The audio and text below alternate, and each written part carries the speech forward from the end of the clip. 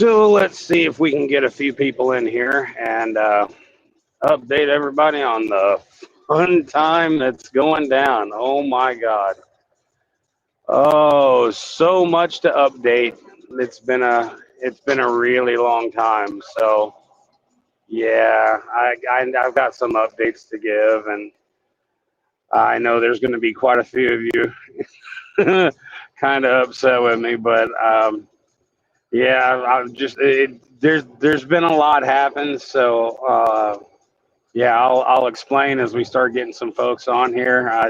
Yeah, let's see. The last time I was live, I believe I was in some mechanical trouble. So yeah, it's been a minute. But yeah, I'm still alive. I'm still here. Oh my God, Melissa B, what's up? I was just talking to Vaughn about you a couple of days ago. So Rocky Pac-Man, what's up? Catwoman, what's up? How you doing? So yeah, Ronald, what's up, man? Yeah, I know it's been a really long time, and I have a lot of updates. And believe it or not, the answer is yes. I actually did almost die. So there's an update. Storm Chaser, oh my God, how are you doing, man? It's weird because I've got GPS going off in my head. I'm using, I got a new headset. I don't know if any of you guys are familiar with Shocks. Dawn, oh my God, what's up? Productions, yo, what's up? Sorry, everybody's brake checking in front of me. Melissa B, yo, I will update you guys on everything. I've got a lot to go through. But I had somebody send me a message that said, "Did you die?" And my answer was, "I actually almost did die." So there's a story I'll explain to you. I actually almost died in my truck.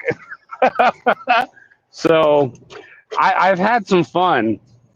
Other than being, yeah, furloughed. Oh wow, did not think of that. Yeah, Storm Chaser, you're caught up in that mess. We're all gonna show up. Even yeah, I'm sorry. I actually do have some valid reasons, and I don't know if anybody actually saw the title, but trucking has shat me out yet again. So that's another topic we're gonna go over. I'm just waiting to see if we're gonna get a few more folks in here so that I can kind of just go over all of this because I don't want to go through this twice. There's a lot to go through. I can tell you that Misty is over here. She's doing good now. Misty had a scare. We were out and rolling, and everything was fine. For some reason, she was using the bathroom a lot, and I'm like, that's weird. You get to where you know your dog so well that even if their bathroom is off, you know it. Easy pass accepted. Okay, I'm good. I don't have to take a ticket. Okay, so I'm getting ready to jump on the toll road in case anybody's curious. I'm going to be on East 80 toll road for a little while. I'm on my way to Reading, Pennsylvania, out of Toledo, Ohio. I'm trying to make sure I don't hit everybody trying to merge into the same single lane here. Um, so at any rate, she had gone to the bathroom like twice. And I was like, that's weird. Then she made me stop again for a third time. And at that point, I was like, no, something's up. She has never, in the entire time we've been trucking, used the bathroom for pooping 3 times within an 8-hour period. Never. So, oh my God. I'm trying to say this right. Two Tone Productions, first time. Yo, what's up? Well, welcome, Two Tone. Appreciate it. I appreciate you stopping by. You're probably going to be the only person in here that doesn't know me really well. A lot of these, just about everybody in here except for you has known me for years. So I'm glad to have you hang out, but some of this may not make sense. Oh my God, Mona Moments, what's up? So at any rate, I wound up, I knew something was wrong. So I took Misty to the vet. She had blood, like red blood coming out. And I'm like, oh no. And I was in Asheville, North Carolina at this point. And so I was like, nope. So I called up dispatch, and I have set up a vet there in Ringgold where we're out of. And Aaron, Faith, thank you. I appreciate the compliments on the lights. So I have a vet there in Ringgold where we're out of, and I wanted to get her there because they've gotten to where they know her. And so I took her, and it turns out that either a bone or something that she had eaten had scratched her insides and caused her to bleed. So luckily, it wasn't a severely bad thing, but it was a scare the hell out of me thing because y'all know my world revolves around my Misty girl. So that was kind of scary. I think we might be kind of capped out with where we're going to get with folks tonight. It's football. So I know if I had a choice between football and YouTube, I would not be on YouTube. So let's go ahead and get this party started. So let me start out with I almost died, because that's going to be kind of the bigger story. So July the 1st, I was in Newport, Tennessee. And for the past 3 to 4 days, I had been feeling consecutively off. Like every day got a little worse and a little worse.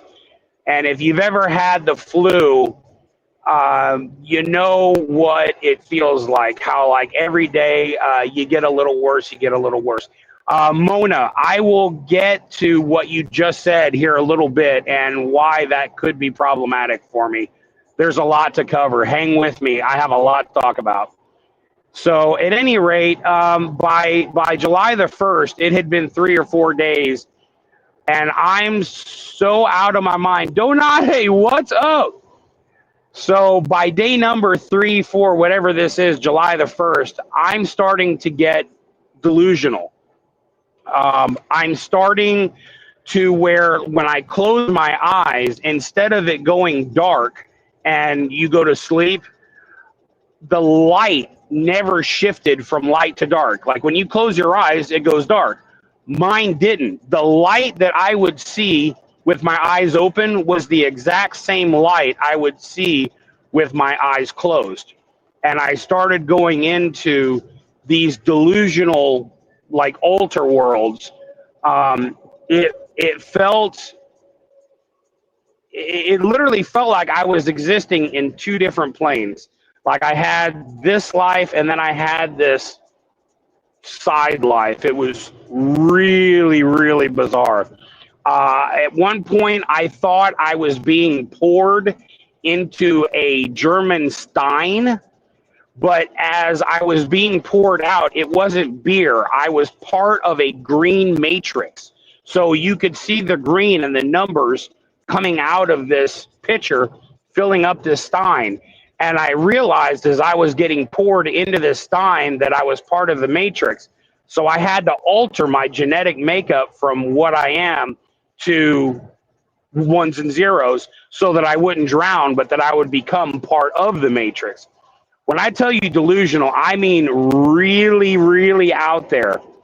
And each day that went by in reality, in my mind, was about a week. So I can't tell you how bizarre it was to literally exist in my own mind for 7 days, but only a single day had passed in reality. Ronald, what's up, dude? Old times. Oh, yeah, bacon. Yes, dude, thank you. I still love bacon, by the way. So at any rate, this is going on mentally. Physically, my body. Christy, what's up? Oh, my God. Good to see you. So at any rate, my body is going through hell. I'm literally freezing. I've got the heat on high. I'm under covers. I'm just absolutely freezing to death. So I'm not only mentally out there, but physically I'm all messed up.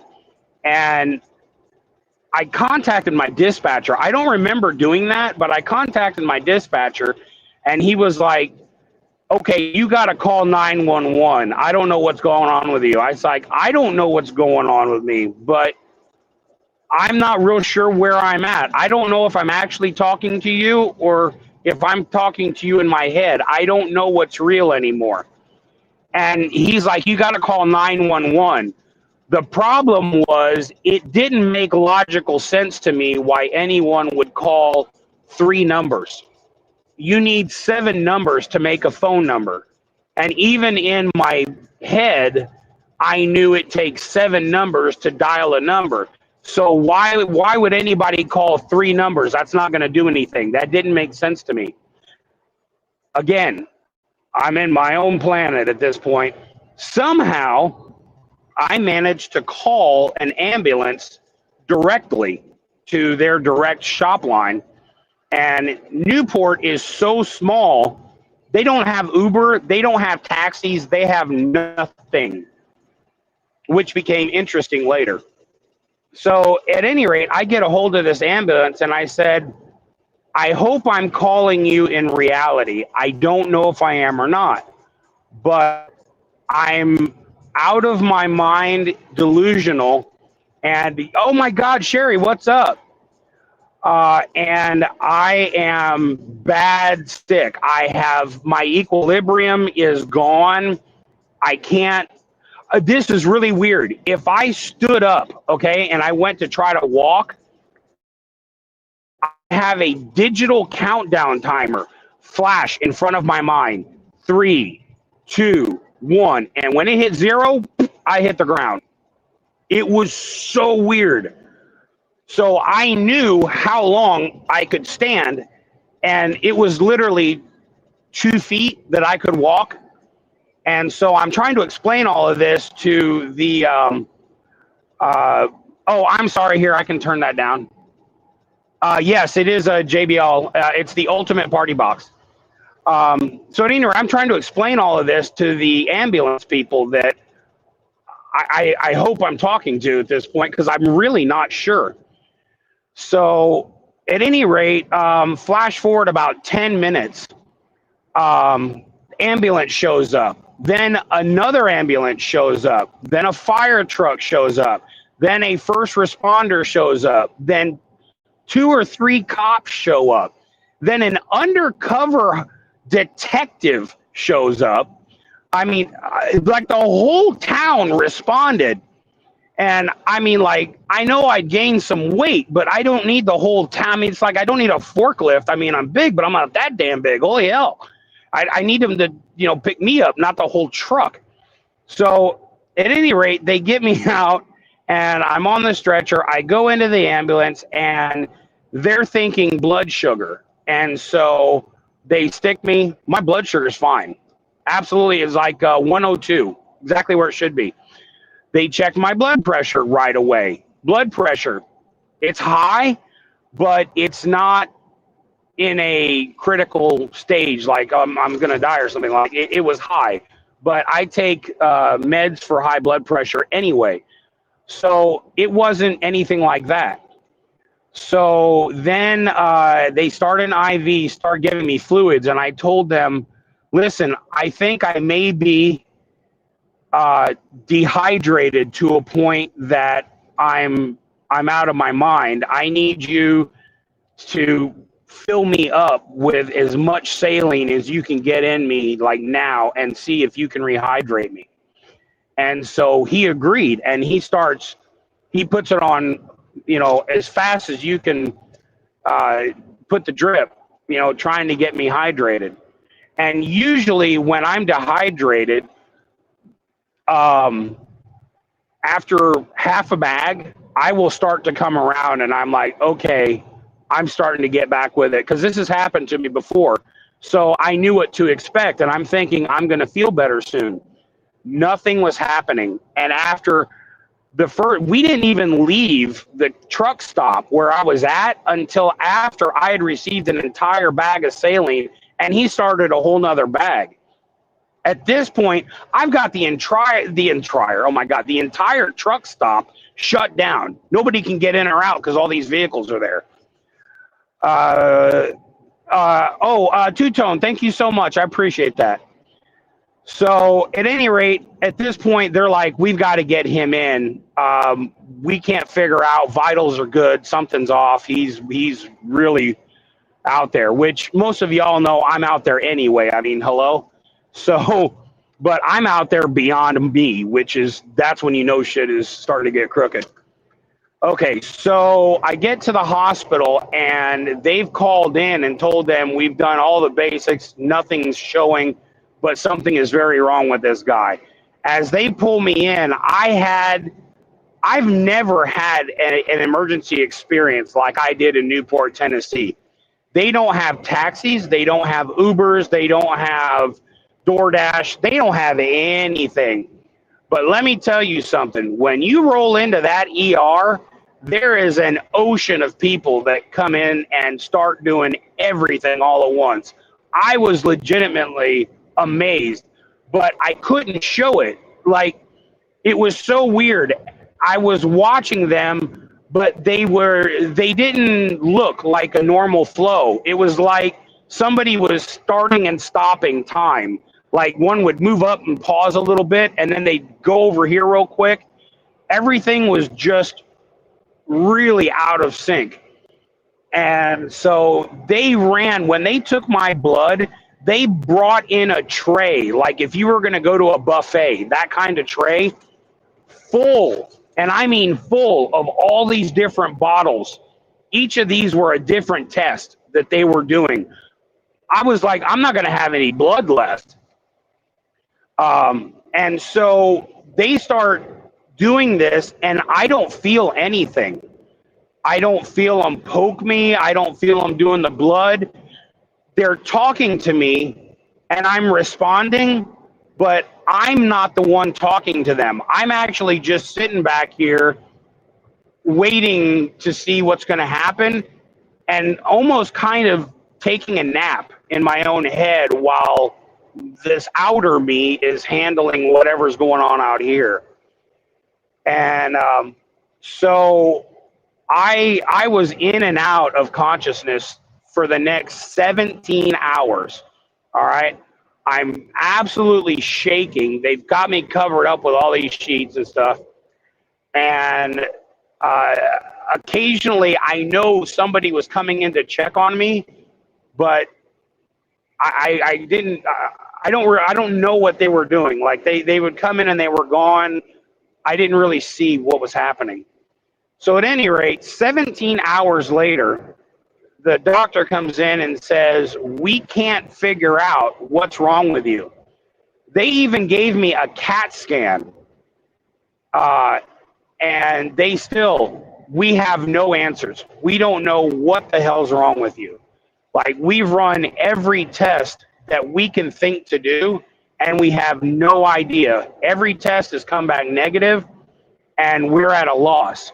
Oh my God, Orky, what's up? I was just talking about you because Melissa B's on here. So at any rate, they have no idea. So they called out to another hospital, whatever. They basically ran out of ideas and said, you need to go to your family doctor and see if they have an idea. So as I'm leaving, the doctor writes me an order for doxycycline, which I'm like, great, what is this, like a bonus prize? Is that what's going on here? And they're like, well, we're thinking maybe you could have been bit by a tick. And I'm like, so okay. So my ex, Erica, which I've talked about many times on here, she had worked all day.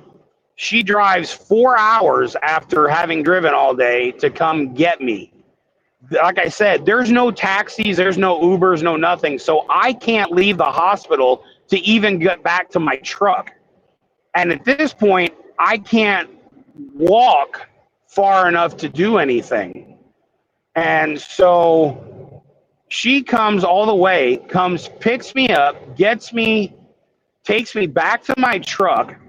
We get stuff out of my truck that I'm going to need. And then, because Misty had been in the truck this whole time by herself, but the people at the truck stop were coming and checking on her. They put water and stuff in here. They didn't realize that she has an automatic water dispenser, but they were amazing. And so, yeah, at some point I've got to say it was at the Weigel's truck stop in Newport, Tennessee. It doesn't look like a truck stop, but behind it is. So at any rate, we get Misty, we get everything. We go back all the way back to the house, which is another 4 hours. And the following day, I go to my ex's family doctor because at this point, I don't have a family physician. I hadn't gotten one. So I go see her family physician and just sign up with her. And I tell her what's going on. And she thinks I may have, oh God, where your neck gets real stiff. Oh, hell, I lost it. Meningitis. She thinks I have meningitis because I'm real stiff and my neck hurts. And so she writes this memo and hands it to me and says, I need you to go back to the emergency room, but to the emergency room here, which is like not far. It's like maybe 2 miles from where her office is to the emergency room. So I'm like, oh my God. So I get from there to the emergency room. Here I am again, back at the emergency room. So I can't get out of the car and get to the doors. So these two nurses are talking in a wheelchair. These two nurses are talking by their car. And I said, hey, is there any way I could get you guys to get me a wheelchair? I can't get out of this car and move. And so they immediately run, grab me a wheelchair, push me in, and I hand the letter to the lady at the triage, and she says, we can't do the test for this particular thing. We because you have to have a spinal tap. And they're like, we can't do that here. We would have to get you all the way to Chattanooga to do this kind of a test. So I'm like, okay. So I'm thinking, great. So I said, well, I guess I should leave. And the lady said, wait, let me talk to the doctor. So she takes a note. She talks to the ER doctor on call, who's this old guy, mountainy kind of backwoods looking dude, right? I didn't even realize he was a doctor when he walked up with her because he never said a thing. He just stood there. She's checking me in and asking me all these questions about where I had been and what they had done. And then another nurse comes and gets me and takes me to the triage room, and he's walking next to her, never saying a word. I still don't know this is a doctor. So she's doing blood pressure and temperature and all that. And then they wheel me into, I can only describe it as like a makeshift room. It was, I don't know, it kind of looked like somebody took a really big closet and went, let's put a bed here and a pole and a couple power outlets. I mean, like it was janky as fuck, right? I mean, let's just be real. I'm serious. Janky, all right? Just describes it as best I can. So the doctor is just standing there next to this other nurse that walks in and starts asking me all these other questions and still never says a single thing. He's just listening this whole time. This is like a 30 to 35 minute span from when I got rolled in to the time this nurse is talking to me, and the guy never said a word. So by the time the nurse leaves, he looks at me and just kind of walks up and he goes, did they do a CAT scan on you? Yes. And when they did the blood test, did they have bottles that were larger than the rest? And I was like, I guess so, because it was like a buffet tray of all these bottles. Like I know there were so many different bottles, you know. I know one of them kind of looked like a wine carafe. And he goes, oh yeah, that's a blah blah blah test. I was like, I'm guessing you're the doctor. He's like, yeah, that's me. I'm like, oh, okay, bonus. So he looks and he goes, uh-huh, uh-huh, uh-huh. And he goes, okay, you can go home now. Come again? He goes, yeah, there's no reason for you to be here. You can go home now. I'm like, okay, you're just done or what? He goes, nah, I already know what's wrong with you. I'm like, okay, did you want to fill me in or should we just guess? He's like, nope, you have tick fever. No shit.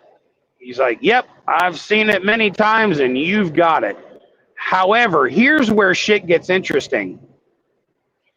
Tick fever is not run by the CDC. Tick fever is actually controlled by the Wildlife Administration. Go figure. So, another thing I learned is that it doesn't matter what type of tick fever you have, doxycycline, which they gave me at the first ER, is the actual remedy for whichever type you have. But in order to figure out exactly what kind you have, there's a very specific test that has to be done. And then those results are sent to the wildlife, who then monitor and they're able to figure out where the numbers are of people who are getting tick fever, where they're located, so that they can keep track of where it's happening, blah, blah, blah. So I said, do you want to do this test? He said, no, it's pointless right now. He's like, with the amount of days you've been going through this, we just need to get you pumped full of this doxycycline as fast as possible. I'm like, oh, great. Okay, cool. So for the next, I don't know, 3 or 4 days, I'm back at the house and once I'm down and I'm in the bed, I am existing in this duality place where in my mind, I'm able to talk like cross quantum universes, but I can't do it often because when I do, it causes a ripple effect in the time space continuum blanket. I'm telling you, I'm way out there. And if you've ever had a vivid dream where you know you're dreaming and you start doing shit that you'd never do in normal life, that's where I'm at in all of this. It's not like a dream where you wake up and you forget. Like, I remember what I was going through and what was going on.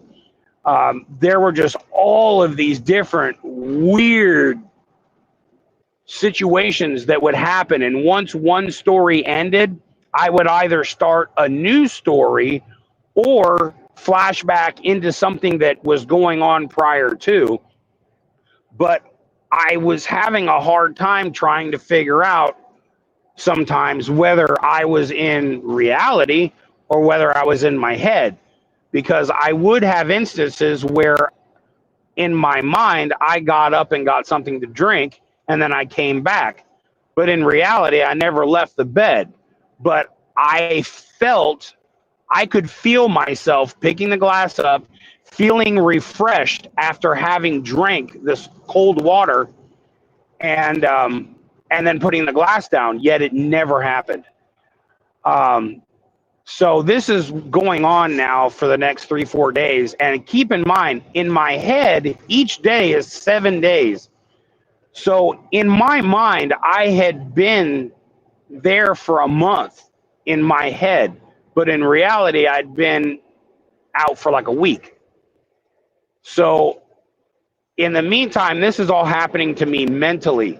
Physically, I was freezing up until day number like 4 or 5, and then it flipped from freezing to being so hot I thought I was going to melt. And I had dreams of like my face.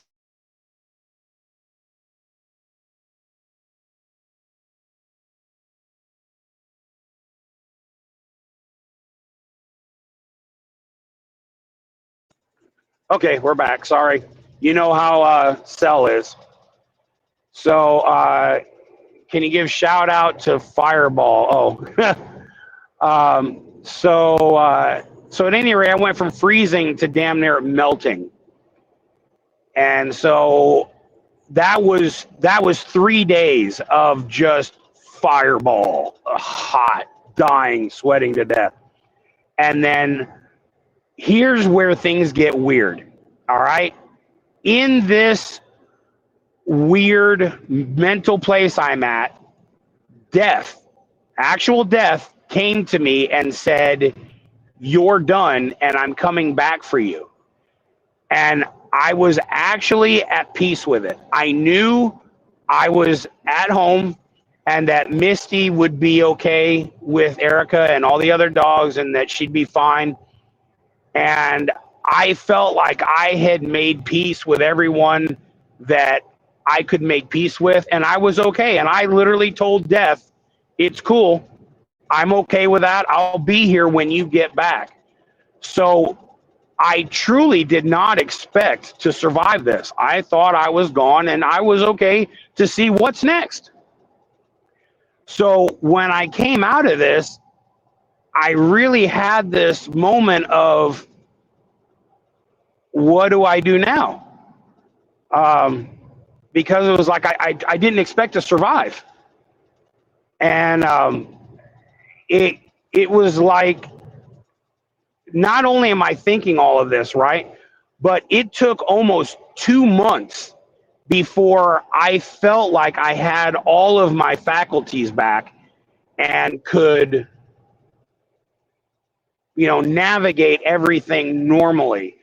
I went back to trucking after, I think, 8 days, but I would have really weird things happen to me. Like I couldn't remember what my middle name was. I knew to put my key in and start the truck, but I would stumble, like, what do I do next? And so I knew the things that I needed to do, but I'd have to stop and think about them so that I made sure I did all the steps in order, because you can't take off if you don't release the brakes first. And so it was just simple things that I normally never have to contemplate. It's autonomic reaction to just hop in, start the truck, get everything, get lights on, whatever, make my mirrors good, check for Misty, I check, make sure the truck's clean, my floor is good. I have a routine. I get in, I get it done, and I'm gone. Everything is just boom, boom, boom. But for a while, I could not function like that. It was so taxing to try to make myself learn how to do all this stuff autonomically again. And so, again, you wonder why I hadn't been on for a while. That was a biggie. So keep in mind, from January to July, okay? January, December the 25th, my daughter gives me this cross, which I'm not religious. I'm just not. I mean, I hope there's something up there, yada, yada, She gives me this cross. The 27th, I have every intention of going to the liquor store and buying 2 jars of banana pie moonshine and drinking that the 28th. The 28th, I woke up and I heard and felt God tell me, "You're done drinking." And my initial reaction was, "You know me?"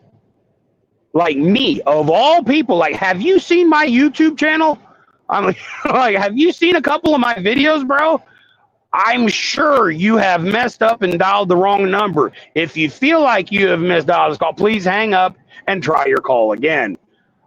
I couldn't fathom that God would contact me. I'm not worth it. It just didn't. It took me a while to figure out why God would want to contact me. So, you hear all these people say, "I found God." I didn't find God. He contacted me and let me know that I needed to be found. I was like, okay. So I'm dealing with, in that short time, all of a sudden, God is in my life. And now I'm no longer an alcoholic. And literally from that day until now, I haven't had a drink. I don't think about it. I don't want it. I don't miss it. I didn't have any reactions.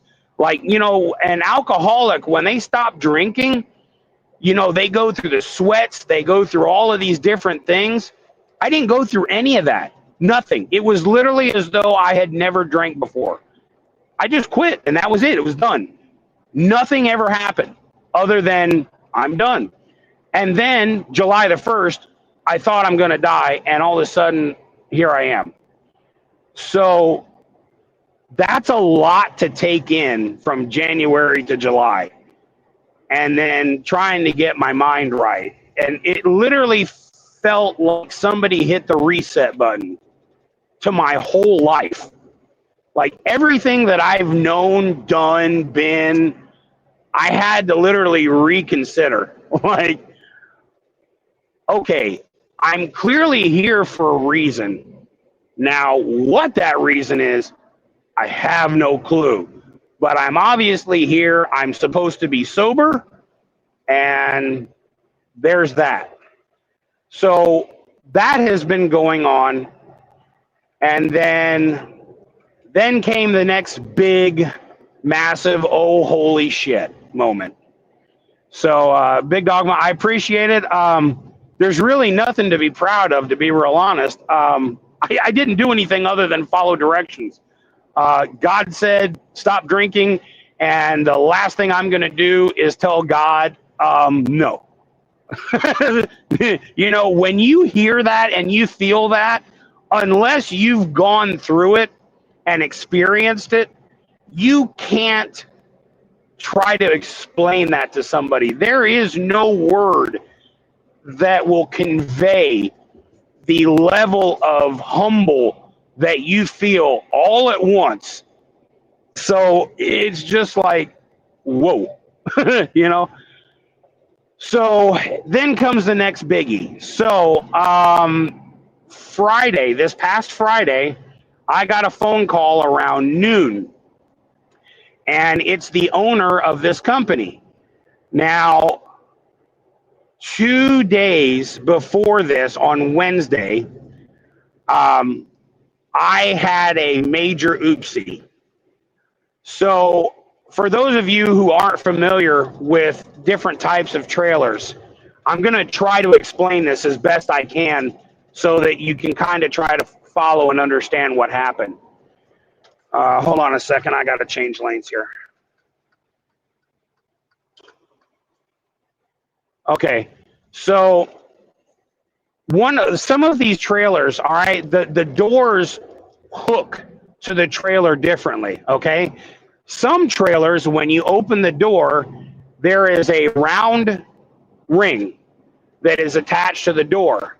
Then there is a hook like this that when you push the door up against the trailer, you put the ring over the hook and the door is secure so that it stays open. There is another type of door latch where it's a little more complex. You actually push the latch into a couple of holes that are in the trailer itself. Then as you push the latch into the trailer, you will turn the latch and it causes a couple of hooks that are like this, and they shift into the back of the hole that you've pushed them into, so it secures itself directly onto the trailer.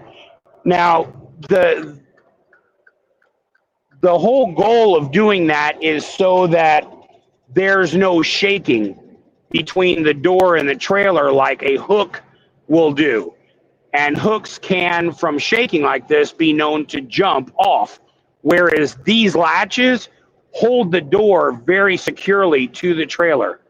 Now, here's the problem. Sometimes when the latches are not serviced and they're not taken care of, they tend to bend, or the hole will actually expand a little and make it to where when the hook shifts, it won't actually hook. So the only thing you can do is take the tip of this hook and the edge of where that hole is that you're going to push it into, and try to pinch the two together and secure it tightly so that the door won't swing. All right. And this is common knowledge, if you do this. So at any rate, I did that, and I had the door pinched really well. And one thing I always do, all right, 31 years of trucking, I double check everything I do because I have made a lot of mistakes. Therefore, I like to try to make sure I don't do that shit again. So one of the things that I always do is when I hook a door, I give it a tug test, and I make sure that the ring isn't going to break or that the door isn't going to unlatch itself. I always double check to make sure the door is latched. Well, I secured this door by pinching those two together. I double checked it and pulled the door. It felt as secure as I could get it with the way it was messed up. So I get in the truck. I'm happy. I'm in my mind, I'm happy that the doors are secure. I go to back up, and keep in mind, as I'm backing, I'm coming in at an angle, so I can't see the passenger side because I'm at an angle. I can see my door, but I can't see anything over there. So by the driver's side, I know exactly where the trailer is on the other side. I don't need to look there. I already know where it is just by where I am on the driver's side. Well, as I'm backing, the next thing I hear is bang, crunch, pow, and a guy going, whoa, whoa, whoa, whoa. And I'm like, what the hell? He told me to go into this door. Well, I guess he should have been more specific because I actually went in the door. The passenger side door that I opened by pinching it together, as the trailer rocked, it opened up and I smashed the trailer door through their roll-up door. I have never done that. Never done anything to cause damage to a property. And I just lost it. I was like, oh my God. So not only did I break the roll-up door, but when I hit it, the door itself broke off the trailer and was sitting crooked in the roll-up door. So I'm like, oh my God. So obviously I had pulled away, and as I pulled away, you could see the door stuck at an angle into their roll-up door, and everybody's out taking pictures, yada, yada. And of course, there had to be another driver from our company there to witness my great fuck up. Of course, that had to happen. Why not? At my worst moment, there had to be someone there to witness it. And I'm like, you have got to be shitting. So at any rate, I call in and I said, okay, Brian and April are the owners, they're husband and wife. I said, okay, Brian, I have made my first official fuck up, and I mean ultra fuck up. And I explained to him what happened and how it happened and what I've done. So keep in mind that this company is actually an umbrella company under Great Wide Transportation, all right? So this company runs on their numbers, their insurance, and all that. Although they are their own company, they have to follow Great Wide's rules and regulations. So they have to follow their logbook mandates and all of their safety protocols and yada, yada. And if Great Wide deems a driver unfit or has done something egregious, if they say he's fired, they don't have a choice. They have to fire the driver. So I need you to understand that to begin with, so the rest of this makes sense. So in my mind, I'm thinking, okay, well, I'm probably SOL at this point. I have caused quite a bit of damage here. I already know in my mind that there's nothing I could have done differently that would have altered this outcome. but I still did it. So I accepted full responsibility, and I told him, listen, I will, I'm willing to have you take out 100 a week or whatever. We'll work out something to where I will pay you back for all of the damages that I've caused, because I did do this. This was my screw up, and I accept it. I'm not going to try to make excuses. It is what it is, and I did it. Period. So 2 days later, which is Friday, he calls me and says, I have bad news. And I'm at this point kind of prepared for that. And I'm like, yeah, okay, I saw this coming. I said, it's fine. I'm guessing Great Wide decided that I'm just too stupid to operate a truck. And he's like, no, this is worse than that. Okay, well, now you have my attention. I can't think of what's worse than that. I mean, am I being arrested over this? Am I in legal criminal trouble? Like, did I run over somebody? I can't imagine where this is going that's worse than that. And he proceeds to tell me that for the past 3 years, he and his wife, April, have done everything that they could do to keep this company going, but that because of the rates and the way freight is, they can just they simply just can no longer withstand operations, and they're shutting down in 3 weeks. I literally went numb because I don't work here because I make more money than I can make anywhere else. I don't work here because they give me a better truck than I can get anywhere else. I am here because the owners of this company are our family. When my daughter died, they went out of their way to do anything, and I mean anything that I needed. They're like, do you want to fly? Do you want to take the truck? Do you want a car? They offered me the moon. It didn't matter. Whatever I needed, they were there. They called a chaplain to call me while I was driving on my way to meet with my family, to deal with my daughter. They sent flowers to the funeral. They took up a donation to help pay for the funeral. These people are not my employers. These are people that I care for deeply. The mechanics, the other drivers, we're all family. They when I first got here, they had almost 100 trucks. At this point, it's down to like less than 20. And the only company drivers that are left were the very best of the best of the best that they could count on. And that was it. So they literally did everything they could to try to keep this going, and then just couldn't handle it anymore. So that was Friday. So you can imagine, I just, you see my truck. Like, I've poured my soul into this truck to make it what it is. So I'm absolutely heartbroken.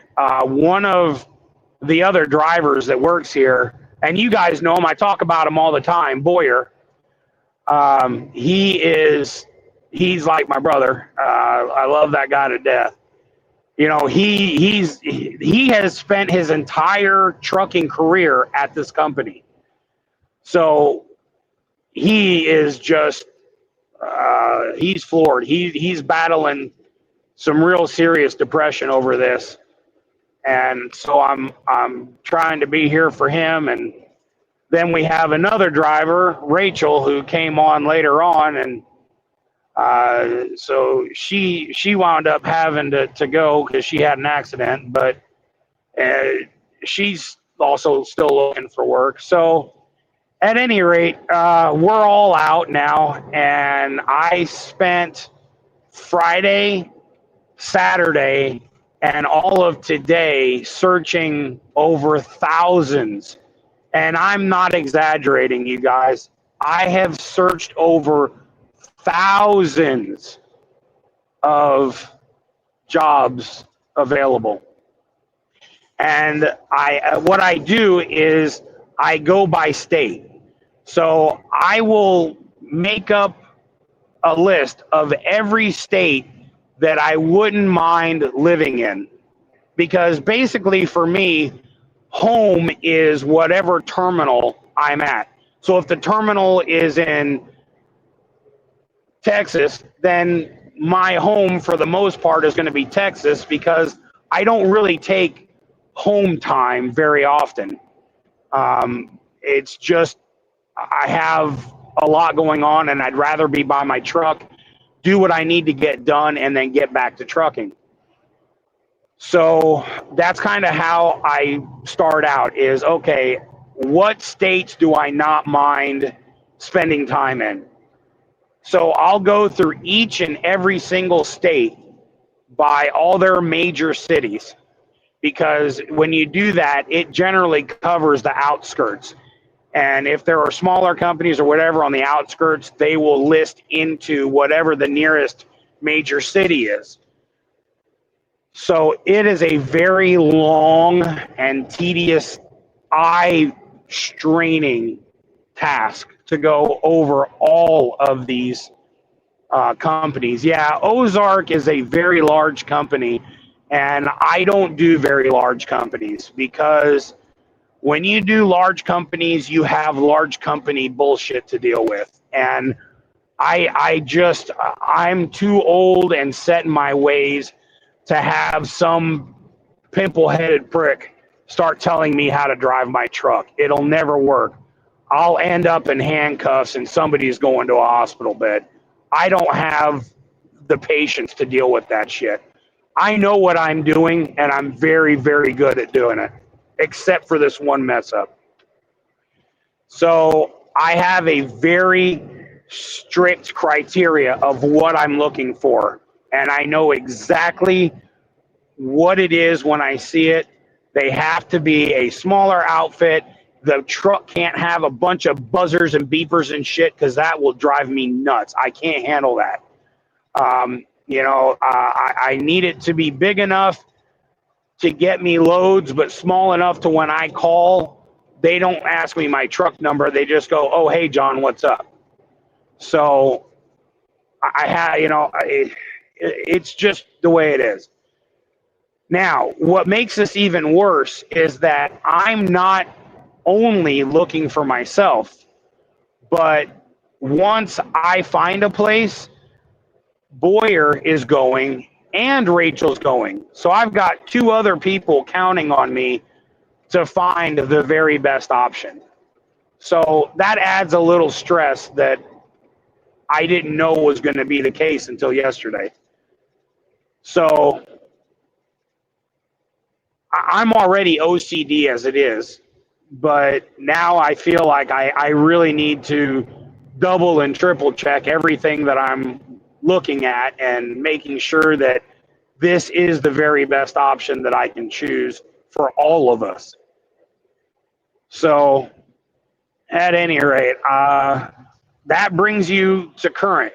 So I thought I should probably hop on here and explain everything that's been going on, and hopefully everyone will understand. So at any rate, I guess that covers it all. I've had some other things that I can't really talk about because it's not really in my wheelhouse to talk about, but family, I guess family is what family is. You can't force someone to understand things that they don't want to understand. And so over the course of the past few weeks, I've ended up having to kind of cut ties with family as well. So what little family I had left blood-wise, that's pretty much shot to shit. So I have my Canadian family, I have this family, and that's that's pretty much where it lies.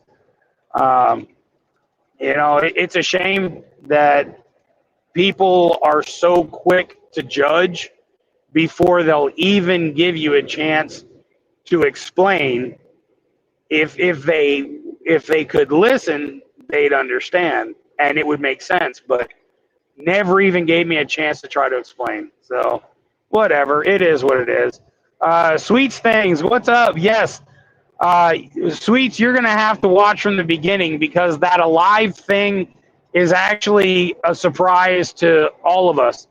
I didn't think the alive thing was actually going to be real. I truly thought I was going in the ground. So, okay, so that's my big long spiel. So if there's any questions, I'll do my best to try to check out the feed. Melissa, I appreciate the here for you thing. Yeah, I just haven't.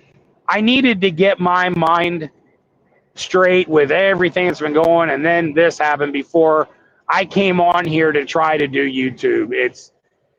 It's very exhausting doing this anymore for me because I don't know, I'm looking at things differently, and I'll be real honest, I'm really ashamed of a lot of the shit that I've done on here, and it's embarrassing, and I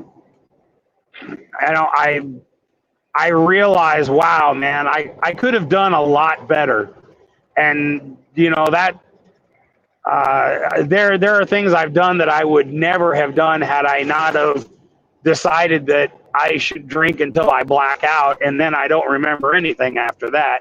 But I do get the phone calls the next day going, "Hey, you remember doing this?" And I'm like, "Nope." "What about this?" "Nope." "You remember how you got your truck?" "Nope." So that's all at an end now, and I should probably apologize for a lot of the shit that's happened on this channel and why many of you have stuck it out. I'm not real sure because, man, I think I would have probably left my channel if it were me. But I can assure you that when I'm on here now, I'm sober, I'm clear headed, and there's no more Diet Pepsi that isn't actual Diet Pepsi. So, yeah, that used to be the joke, but now it's legit. I still drink Diet Pepsi, but it's actually Diet Pepsi. Big Dogma, I appreciate it. Thank you so much. Yeah, Orchidea, I'm definitely turning it around. Oh, by the way, here's another thing. I started the injections again. So I'm back on GLP-1. I'm doing the injections. I'm losing weight. So once I get that back, I'll be back to normal, and I won't be putting that weight back on. That whole scenario sucked. I wished I hadn't done that to myself, but it was part of a process I guess I had to go through in order to get to where I'm at now. So I'm doing it the right way. I'm losing weight slowly. I'm going with the protein. So you know, I have cheated a couple times. I've walked past the Subway Oreo, not Oreo, oatmeal cookies, and they'll start hollering. I'll walk by and they're like, "Hey!" I'm like, "What? Leave me alone!" They're like, "No, come here. We just want to talk." I'm like, "No," and they're like, "Come on, you can just have the tip." And I'm like, "No, just taste the raisin." "No," and then the next thing I know, the box is in my hand, and I'm like, "Whoa, how did that happen?" And oh yeah, so it's happened. There's been a few cheats, but for the most part, I'm pretty good. Oh, well, I know there's some of you out there that can understand my plight. I guess it's 60 now. Okay, so 60 is definitely not 70. All right, that's why I like following other trucks. What did I miss here? Melissa, thank you. So cool to see your progress. Yeah.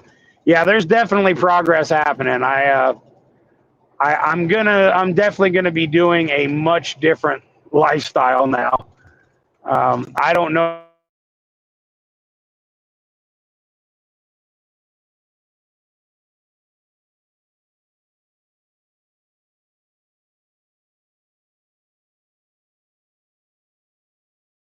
Come on. There we go. We're back.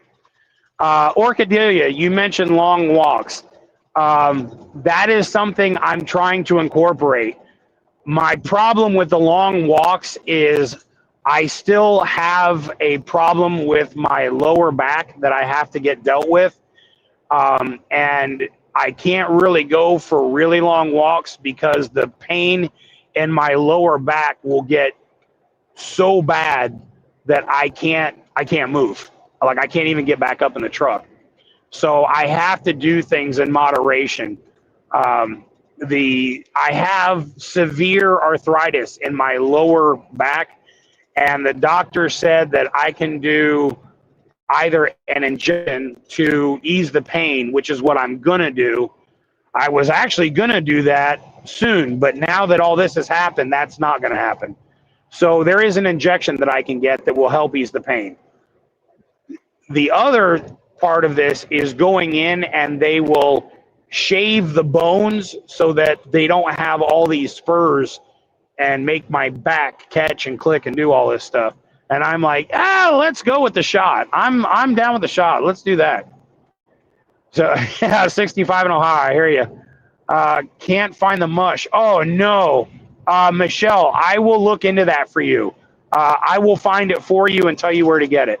I'll give you a buzz later on.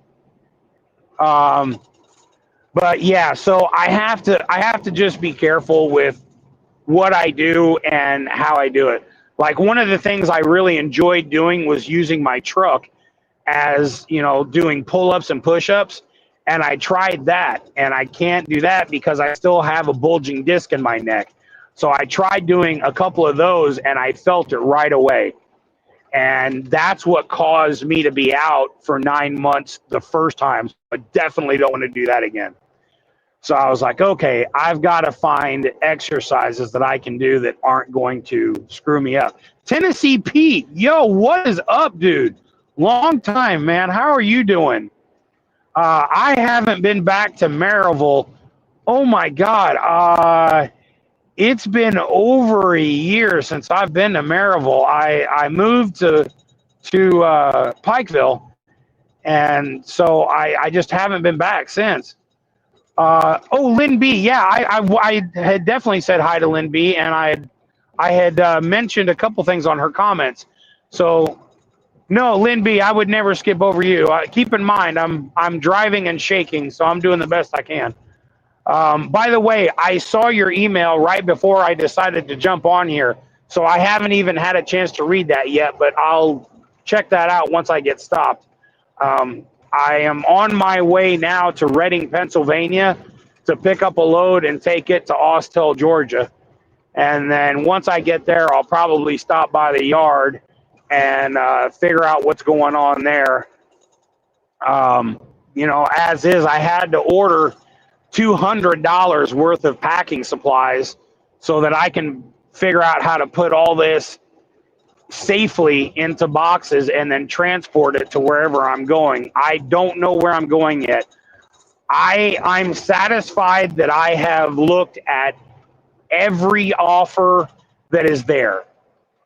So tomorrow I'm going to start actually making phone calls and going through my list and seeing who has what. I had years and years and years ago, I created a list. It's 10 questions. And I ask every single trucking company that is a possibility the same exact questions. So that way, when I'm done, I can go through each one and go, oh, they don't have health insurance. That's not going to work. Their truck is governed at 62. That's not going to work. And that allows me to kind of keep going through the list and closing it down and trying to make, the list smaller. But currently I'm at, I think 13, something like that. I said it earlier, but at any rate, so tomorrow I will definitely be whittling down that list with the phone calls and seeing who does what. So Mona, when you were asking about going to your thing in November, I'm not sure where I'm going to be. I don't know what's going to be happening to me in November. So I wished I could go, but at this point, I don't know what's happening to me. Oh, Big Dogma letting the dogs out. Okay. See what he sticks on a strike now. Wish I could send you guys the AI video of John riding. Oh yeah, yeah, Michelle, that was funny. Mrs. Comment to me as well. Oh, I'm sorry, Linby. Yeah, I did mention a comment on something. I don't remember what it was, but so at any rate, yeah, we'll. Mona, yeah, that was. I was telling you to stick around because I wanted you to know why I don't know what I'm going to be doing. So, like, I wish I could be there, but at this point, I don't even know if I'll be trucking by November, because I have till the end of this month at this company, and so I'm hoping that by the end of this week, I should have a pretty good idea. But you know, trucking is a finical thing. They might say, hey, you know what? We're going to take you and we're happy to have you. And then I get ready to go and they go, yeah, we don't have the truck. You know, weird things happen all the time. So I never count 100% on any one thing. So I always try to have backups. Black Baller Records. I don't remember ever hearing that one. That's a new one. Bro, that's a Club on Wheels. Yeah, it's fun. Hold on. Let's see if this is still on. Here we go. Hold on. Here we go.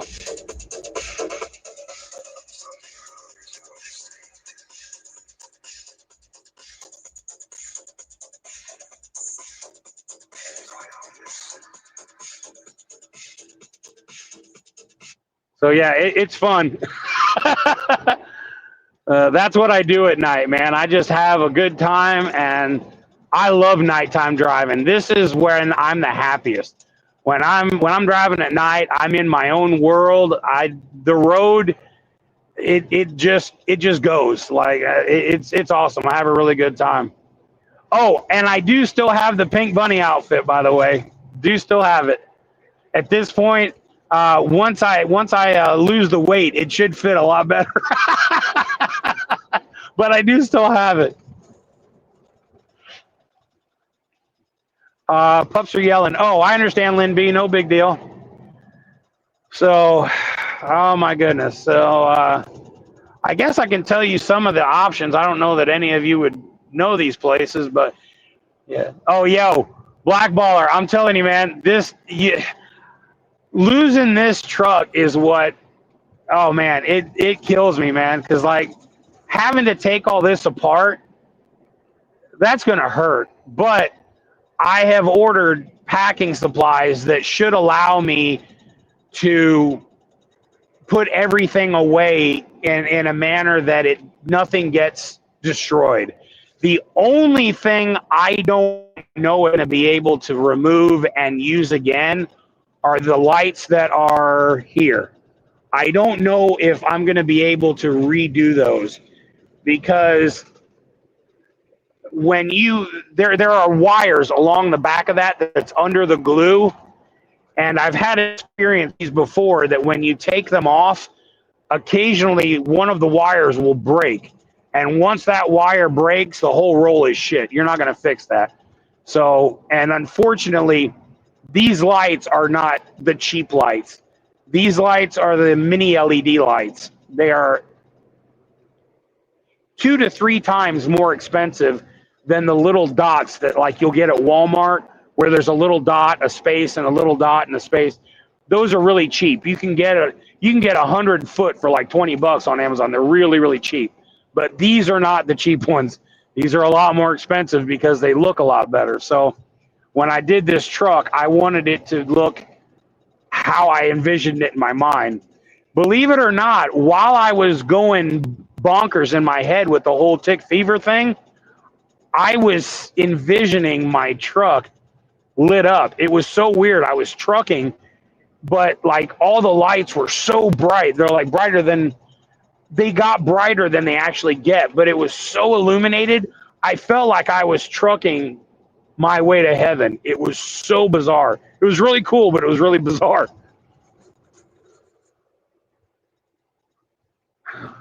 Oh yeah, companies. Let's see if I can find you some of those.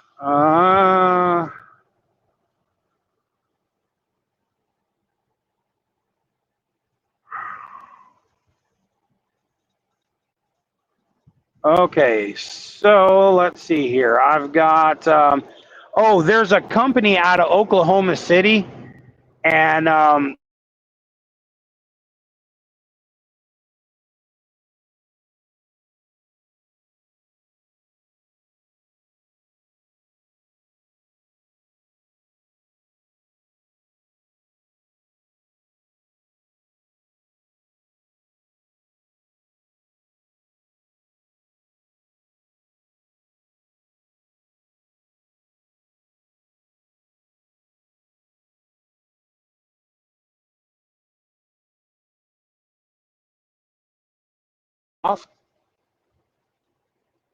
okay, guess who's back? Back again.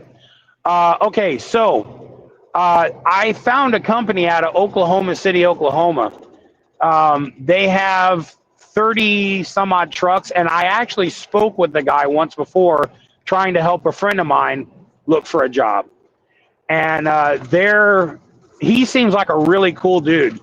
And since he's Latino and I'm Cuban, I was like, yo, right? So I'm going to be calling him tomorrow and seeing if we could work out something there. OTR, what's this about stripping your truck? I just got here. Yeah, just Lynn, go back to the beginning because there's a lot that I went through. But yeah, I've got to find a new job. So at any rate, so this guy out of Oklahoma City is really, really cool. And so I don't know. That's a possibility I'm going to look at. I've got two. I've got two possibilities out of Jacksonville, Florida. One of them is kind of sketchy, and I don't know. The more I read it, the more I start getting a weird vibe. So I don't know that I'm gonna actually call one of these guys. So maybe just one out of Jacksonville. The other one, I don't know. I just keep getting really weird.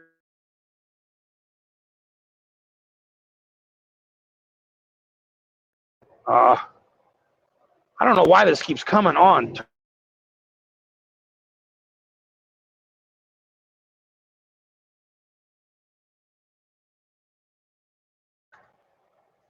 I wish I'd quit doing that. Can you upload it to YouTube instead? Wait, what? Oh, it's 70 through here. Shit. Lynn B, I've missed something.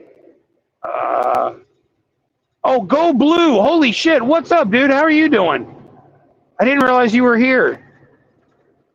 Yeah, you'll have to check the video from the beginning. There's a whole lot. Whole lot.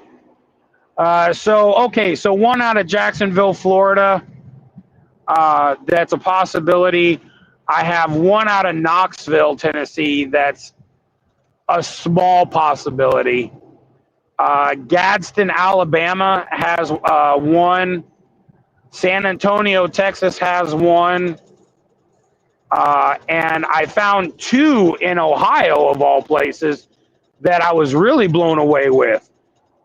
So I'm actually going to start my calls there because there were two of them that I checked and double checked, and they look like really good possibilities. So, yeah, if that works out, I might have all three of us a pretty decent place to go. We're going to make even more than we make now and still be able to drive the same type of truck, which would be great because then I can make this happen again. Just got here in a minute. Oh, yeah, Go Blue, man. Yeah, when this is all done, make sure you watch from the beginning because there's just so much. Love big hugs. Dogma. Come to Ohio. What part of Ohio? Hold on. That one's Omaha, Nebraska. One's in Indianapolis. Cincinnati. Both of them are in Cincinnati. One is called Liberty. Oh, There's no way I don't do something with that. Like I have Bibberty cut out and put on my window. There's no way I don't do that. If I went there, I'd have to. Mona, good night, sweetie. I hope you have a restful sleep. Do not have your number. Let John know to give it to me. Wait. Oh, that was to. Shoot. I'm not sure whose number I'm doing what with.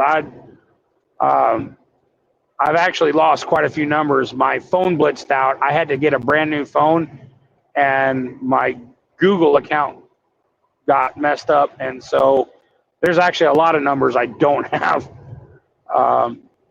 Survival Canada is hiring truckers. They're finally cleaning up the. Yeah, here's the problem. When you get a job in Canada, say you get paid Canadian money, and that wouldn't work for my lifestyle. Holy crap. Okay, I'm an hour north of Cincinnati, Dayton. Yeah, okay. Yeah, I checked all of Ohio, and Cincinnati had two really good offers.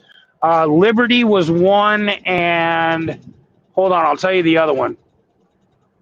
Driver needed it. Oh, they don't have a company name on here. It just says base location. Oh, that says Columbus, Ohio. Okay, well. But at any rate, they both have really good offers that I think one of them is a reefer unit, which I've hauled a reefer years ago. I mean, it's been so long that the units aren't even the same anymore. They're all digital now. So I understand what has to be done. I simply need to be shown how it's done on these units now because, they're I took a look at one of the units while I was fueling the other day, and I was like, how the hell does that thing work? So, yeah, I'll definitely need a little bit of training on how to access the modes and operate temperature and switch from start, stop to continuous and yada, yada. But I know how to make it happen, just figuring it out. If John does not have it, we'll find it, yeah.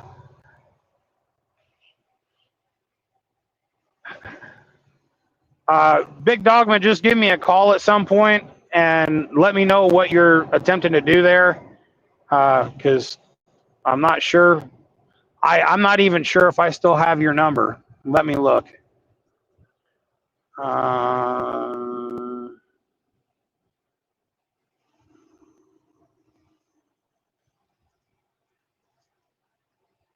I do. I still have your number, Big Dogma. That's one I've got.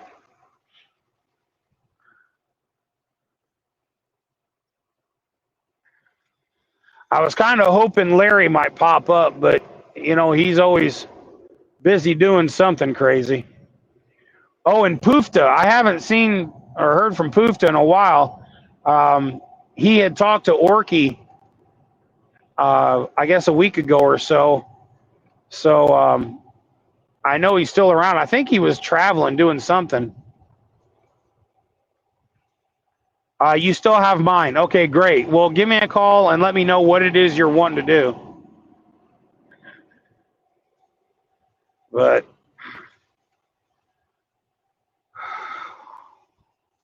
Lord Almighty, it was an hour and 18 minutes already. I knew it'd take a while to get through everything.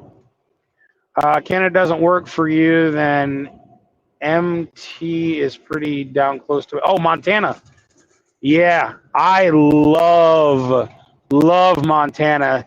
So let me tell you a heartbreaking. Oh, Elizabeth, she's doing great. She had a quick scare I talked about earlier, but she's fine. She's doing good. She's over here snoozing. She actually has a dual system. She has an upstairs bed and a downstairs bed. So the passenger seat is gone, and I bought a 1 foot by 1 foot by 1 foot end table, and I put it where the seat was. So there is $300 worth of bedding on the top of this, and then there's another $160 bed underneath it. So sometimes she wants to sleep upstairs, and sometimes she wants to sleep downstairs. Or sometimes, like now, she'll just sleep on my feet and leave the bed completely alone. She's got her own thing. Hold on a second.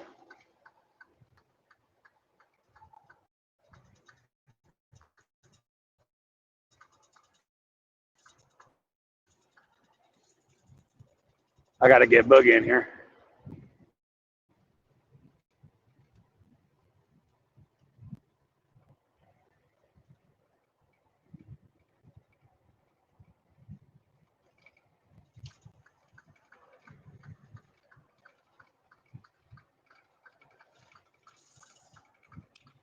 Okay, bingo. Yeah, Misty for president. Yeah, I remember when that was a thing. That was pretty funny. Yeah, I know. I'm not sure what Larry's up to. I haven't heard from him in a long time. God, I was talking about something, and hell, I done forgot already. It doesn't take much, especially after the whole tick thing. So that tick fever is no joke. If you ever, and luckily, no, it was not Lyme, but I have had some very weird things happen since that's gone down. My taste is all over the place. Food doesn't taste the same anymore. Drinks don't taste the same anymore. Mountain Dew tastes sour. Diet Pepsi tastes really off and weird. I can't even drink Diet Coke anymore because the flavor, it's just way off. My sense of taste is really one of the biggest things. Things that I used to love, I don't know. It just doesn't taste the same anymore. And so, yeah, that's been real weird. Ivermectin for tick bite. Yeah, I took doxycycline. As a matter of fact, the it was so bad that I had to actually take 2 full rounds of doxycycline because after I got done with the first round, I wasn't even halfway better. The guy said that I would have been much better, but that I had waited so long to get seen. But hell, I didn't know what was happening to me. I just thought I wasn't feeling good. I didn't realize I was losing my mind.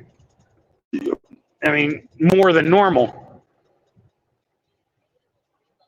I have no idea, Big Dogma, what type of tick or where it bit me. I have no clue. No idea. Misty never got sick, but I give Misty that chew that you take once a month, and it does everything, every kind of heartworm, tick, bugs. It's everything in one chewable. So I give her that once a month. So she never got sick. But I unfortunately don't take that. So I ended up getting it. But I fully understand why it kills deer and cattle because, buddy, whew, that is one messed up situation to get into. The drug you're taking for weight loss will change the flavors. Yeah, I just started that a month and a half ago. So I have been, the tick fever happened July the 1st. Well, 3 or 4 days before it. But July the 1st was when I went to the emergency room. So I've been over that for a long time before I started this. But yeah, it was definitely the tick fever that made my taste just go bonkers. Oh, you give that to your dog too? Yeah, it's great. It works. Ivermectin is to humans as to, oh no shit, I didn't know that. I'll be damned. Well, I know you know all those homeopathic remedies. You and Lynn B both.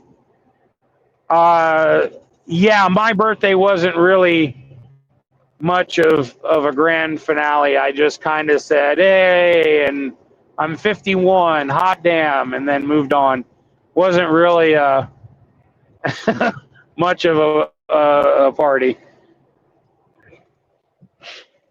Honestly, I was more just happy to be alive. Um,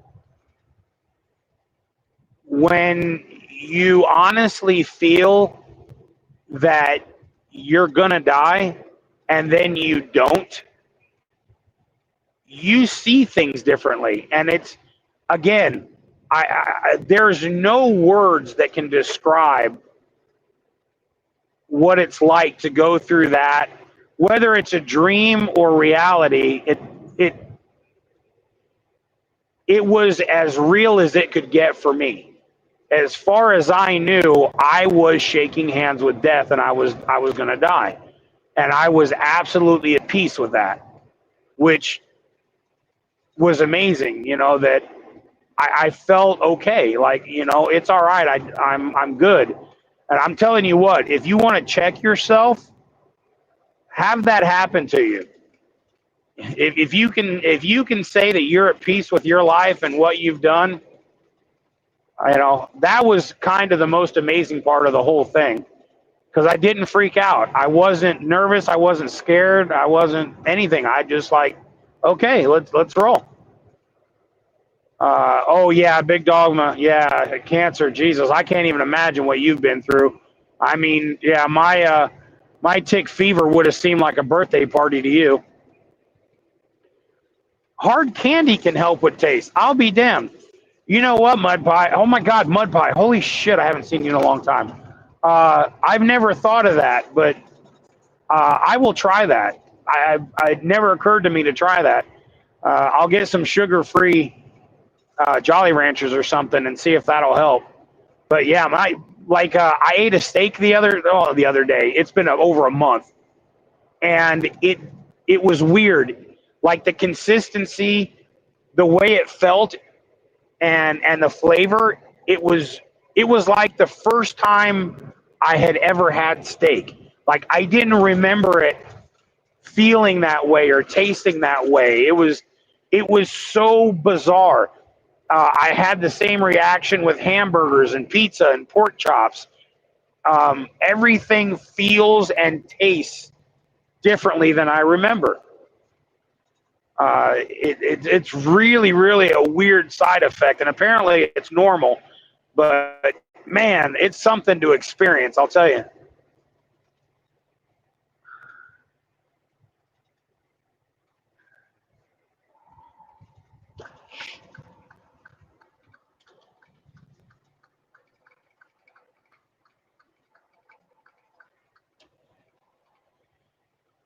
Oh, by the way, I should probably let you know I've spoken with Dee a few times, and she's doing good. She had Dee is Dee. She's always going through something crazy, but all in all, when it comes to the end of the day, she's still doing good, and she got a chance to actually celebrate her birthday with her son in Montreal, or I'm sorry, not Montreal, Toronto. Stayed in a big fancy schmancy hotel, and so they both had a really good time. They went to the zoo, so she's doing good. Sniffing essential oils can help. Huh. Okay. All grateful for you. So tickled to see you alive again. Yeah, I'm tickled to see me alive. One way or the other. I'm just happy to be here. Although, um, I'm right back in the mix. Oh my God! I knew there was something else I forgot to mention. I'm going to be a grandfather again. So I'm expecting to be a grandfather May the 12th. So yeah, that was a big thing that I wondered. Maybe that's part of the reason I'm here, is to be part of that and to uh, help. I don't know. I one of the things that the experience of having been woke up by God is waiting for what it is that you're supposed to do. Like I feel like I joined the military and I'm waiting to be shipped out on my mission. But now I'm working for God, and I don't know what it is I'm supposed to do, or who I'm supposed to help, or what. It's so weird. So literally, little things will happen, and I go, I wonder if that's it. Maybe that's it. I don't know, and it's so weird. And I'm kind of hoping maybe he'll. I'm not real good with guessing, so I'm hoping maybe he understands that, and he'll give me like that unsubtle hint, like this. Point it out. Give me an arrow or like a lightning bolt or something that says, right there. you know, but like I'm really not good with the subtle signs. I need Captain Obvious to show me what I'm supposed to do. Thanks for the congratulations. I'm really, really excited. I haven't had a chance to be a good grandfather because my daughter lives in Salt Lake City, Utah. And so I don't get a chance to go there very often. And so most of my grandpa is spent like this, doing FaceTime or sending something from Amazon or whatever. But I don't get a chance to spend time with her, and that sucks. Oh, yeah, Donati, fishing, yes. So that's one of the big things I have to do. As soon as I get back, I have to take my van back to the house and offload all of my fishing gear because I always keep my van fully stocked with my fishing gear so that I can go to a lake for 2, 3, 4 days, whatever. I have everything I need to survive out in the woods and just fish. But now that I actually am going to need the van, I got to empty all that out so that I can pack my entire truck in the van and go wherever I'm going next. It takes back to that mental breakdown you had outside the mall. Yeah. Yeah. The only difference was that was a legit breakdown. The difference about this was there was no doubt in my mind that this was real. Like, again, I'm not the religious guy. I'm not the guy out on the street hitting the mega horn. He's coming. It's not me. So the fact that all of a sudden this happens to me, that was a moment, man. I mean, all of a sudden I was just real numb and real humbled all at once. The Mustang is doing very well. So I don't know if you guys remember, but the Mustang used to have OTR Survival on the back window. Well, all of my tint on the windshield and the back and on one of the windows had started to bubble and stuff. So I took it to a guy, had him rip everything off and put it brand new the way it was originally. And man, this guy did a stellar job. Oh my God, it looks so good. I just stopped and just looked, and I was like, man, that car looks brand new. Oh, he did such a good job. And so, man, that made a huge difference. I got brand new tires put on it. So that made a world of difference. The first time I put tires on it, it cost me almost $4,500. And I was like, those tires only got maybe 4,000 miles, and then they basically just dry rotted from sitting. So I was like, not doing that again. So this time I just got tires that look okay, do the job, because 90% of the time it's just going to be sitting there. Nancy, what's up, beautiful? How are you doing? Wow, what a sight for sore eyes. I haven't seen you in a long time. So you're going to have to watch from the beginning. There's been a lot to talk about. So you got to watch from the beginning later and catch up because, wow, there's been a bunch. So your daughter is all the more reason to move to Montana. Oh, yeah, Lynn B., that is my oldest daughter. My youngest is the one that is getting ready to have another kid or not another kid, her first kid in May. So I'm gonna try to keep myself. Oh, that was what I was gonna tell you guys. Smokey, I go to a place down there in Austell that's right next door to the Caterpillar dealer down there. Oh, let me get this out before I forget again. So you guys know that driving out west is like where my heart is. When I'm driving out west, I literally feel like my body escapes me and goes for its own tour. and I just hold the wheel until it's done and then comes back. It is the most beautiful, amazing experience when you're out west driving. But here's the problem. I'm now 51 years old, and they experience this thing out west called winter. Now, here's the problem with winter out west. Out west, you have to use these things called chains on your tires.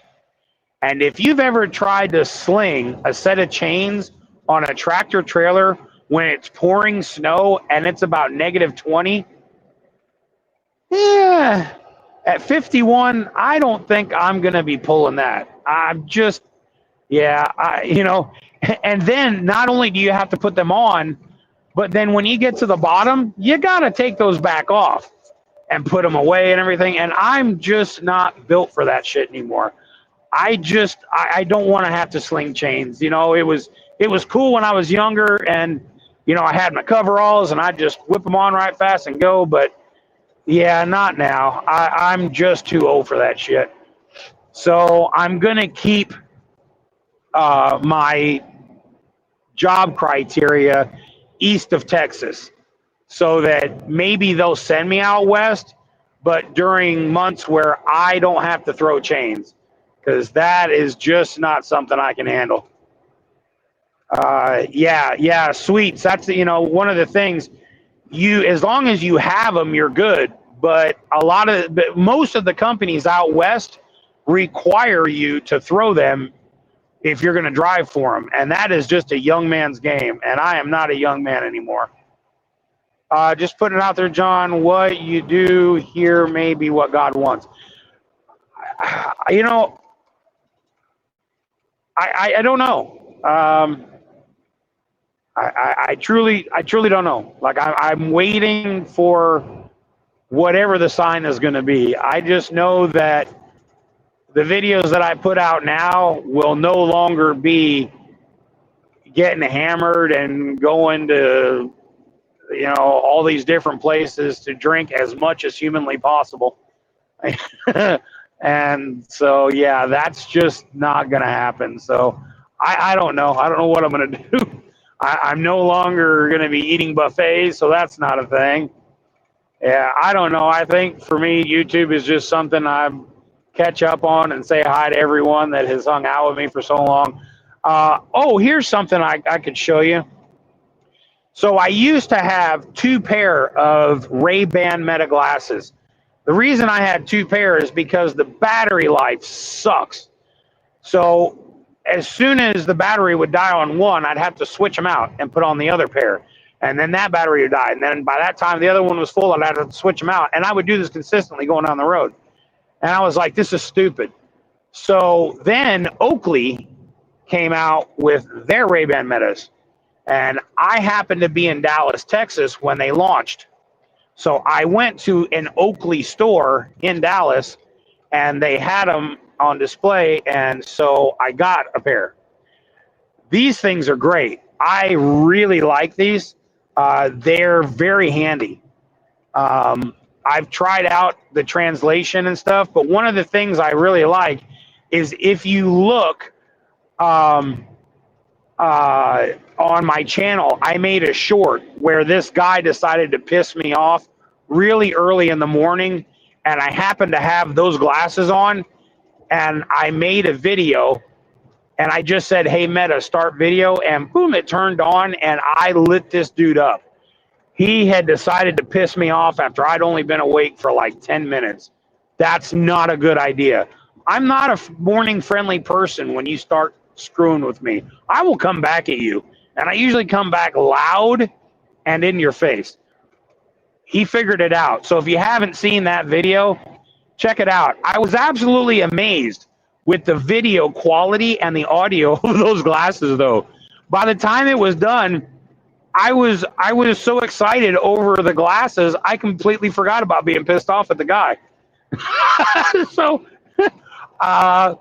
obviously, I don't endorse Oakley, but I would recommend if you're looking or if you're curious about the glasses, go try them out. They are really handy to have. It's not something that you're going to use every day, AI, blah, blah, blah, but It is handy. So I missed this. My company would pay to have someone else throw the chains. Oh yeah, and that's great if there are guys up on the mountain doing it, but that's not on every mountain. And so when you get there and you're hollering on the CB for somebody to do that, and there's no one around, and they want you to do it, I'm like, no, it's cold, it's wet. I'm old, my knees hurt, my back hurts. I've got issues happening that I don't appreciate, and it gets way worse when it gets really cold. So, no, I'm good. Parked many times in Reno. Yeah, I've sat many times in Reno. I've sat at the arms that come down in Wyoming and Montana when they shut down I-80. Man, I've sat all over there. But you know what? And I'm going to be 100% honest with you. I have never not absolutely loved being stuck on the road. I love it. The mountains of snow, the cold weather, the wind blowing. I ate it up like candy. I loved every second of it because in my truck, I always kept the truck full. In the wintertime, once my truck got down to below 3/4, I'd fill it back up. I'd just top it off because you never know when you're out there. If they're predicting, you always want to keep that sucker topped off because it will start before they ever say it's gonna. So you always monitor that stuff. So I always had tons of food in the truck, tons of drinks. I always prepare for winter, always. So I loved it. When I was down, I'd play video games. I watched TV. Man, I miss it. I miss it a lot. And I wished, I hope maybe that I can get to a company that will go out west, just not in the winter. No more getting drunk at bowling alleys. Yeah, in the hood. No. I'm glad everyone enjoyed that because that's not happening anymore. Yeah, I'm going to go ahead and just keep the shoes I have and call it a day, which ironically, the shoes that were stolen are the same shoes I'm wearing today, the Skechers. I went and got a couple more pair. I love Skechers. Their slip-on shoes are the very best shoes. I absolutely love them. And when you use proper inserts, oh man, it's like walking on a cloud. Trucks use left lane. Okay, I should probably do that. Okay.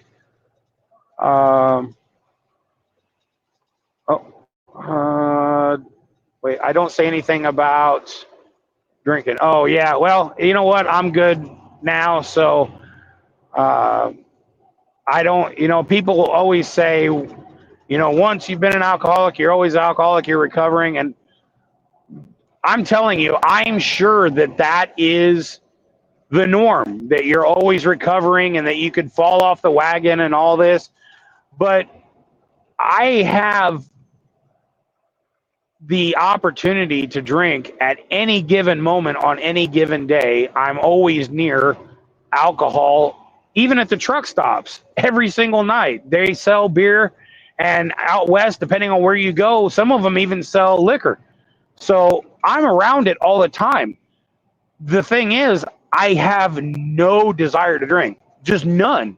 It's not a thing for me anymore. Like, my biggest problem wasn't the alcohol itself. It was trying to reprogram my brain that I don't have to look for booze first. That was really my biggest trick. And, now that it's been, well, however many months from January till now, 10 months, I've gotten accustomed to where I don't really think about it anymore. I go to a restaurant and I don't automatically say, give me a beer. I just say, yeah, I want a soda, whatever I'm going to have to eat. And then that's it. So, again, this wasn't something I did. This is something that was done to me. And I don't know why. I don't know. I have no answers. I have no explanation. And like I said, to try to describe it, it's so pathetic. And I wish there were words that could convey just how overwhelming of an experience that is. to go from being one person to a totally different person like that. It I don't know. I don't have a way to make that make sense. Oh, there's a bunch I missed. Oh my God. LMAO, not morning person either. Oh, yo, okay. I missed a whole bunch of stuff and I did not know. I'm sorry. Wait. Oh crap. What did I do? Snow can be fun. Sweet things. Be safe. OTR. Oh, off to bed. Mud Pie. Good night, man. Sorry. Same Big Dogma. No more Irish. No, those Irish trash cans go blue. I honestly believe that's what sent me to the hospital during Big Dogma's birthday. I truly believe that's what put me into that weird ass coma thing I went into. Damn it. Show, I don't know what it says. Remember the 2 hours? Yes, Tennessee Pete. I do remember that very well. That was a very bad moment in my life. I was dealing with Jen, and I thought my world was over. And it turned out there was a lot more I was supposed to do, and I just couldn't imagine that there was anything worth a damn at that point. I figured I'd lost everything. Oh yeah, Michelle, you and your floods out there. Yeah, yo, I love that. Elizabeth Klein, the Blues Brothers, and you know I'm from Chicago area, so like yeah. Yeah, but I'll tell you what, I wouldn't go to Chicago now, though. I don't know, with the National Guard there, maybe, once they get there and start doing their thing, maybe I'll go back. But I haven't been to Chicago other than to drive through it in a truck. In I don't know, 30 years, I haven't gone to do anything outside of trucking. It's just way too crazy.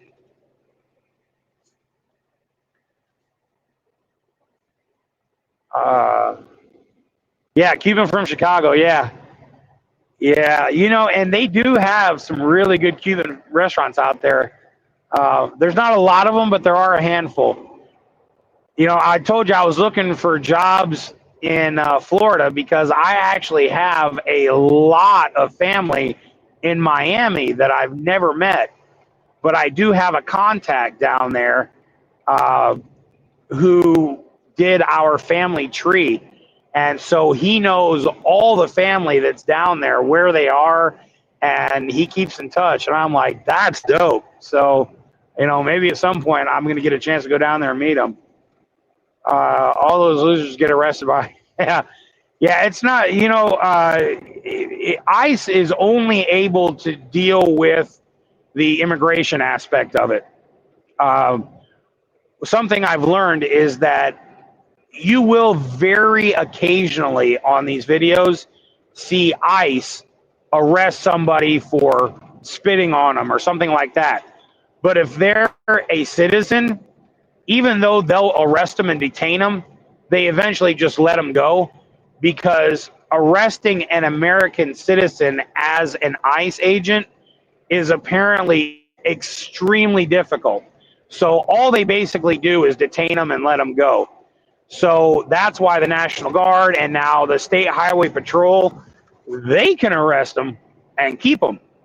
But ICE doesn't deal with citizens at all. It's too difficult. I learned that just the other day. So I've been watching a lot of this, trying to keep up with all the craziness going on.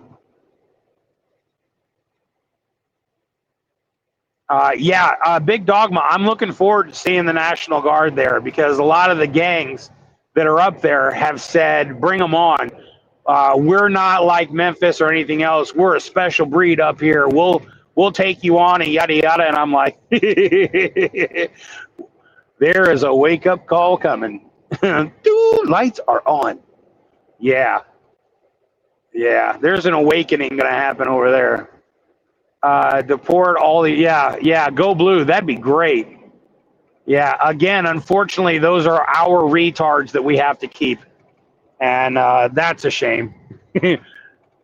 So I'm sure you guys will give me a lot of crap about this, but I want you to understand, in the last 3 days, I've slept 6 hours.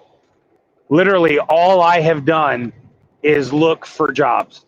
That's it. Non-stop look for jobs. And then I realized I was going to be doing this run to Reading, and I thought, you know what? Now is a great time to go live. It's Sunday. It was early then. It's what, 11:15 now? Oh my God! I can't believe we've been going almost 2 hours. Wow. Out for the summer and can't catch it up. Wait, what? I was out for the summer and can't catch. What? I missed something. What's it up? Wake up call with coffee is smelling. Yeah. Law and Order, ass kicking. You know,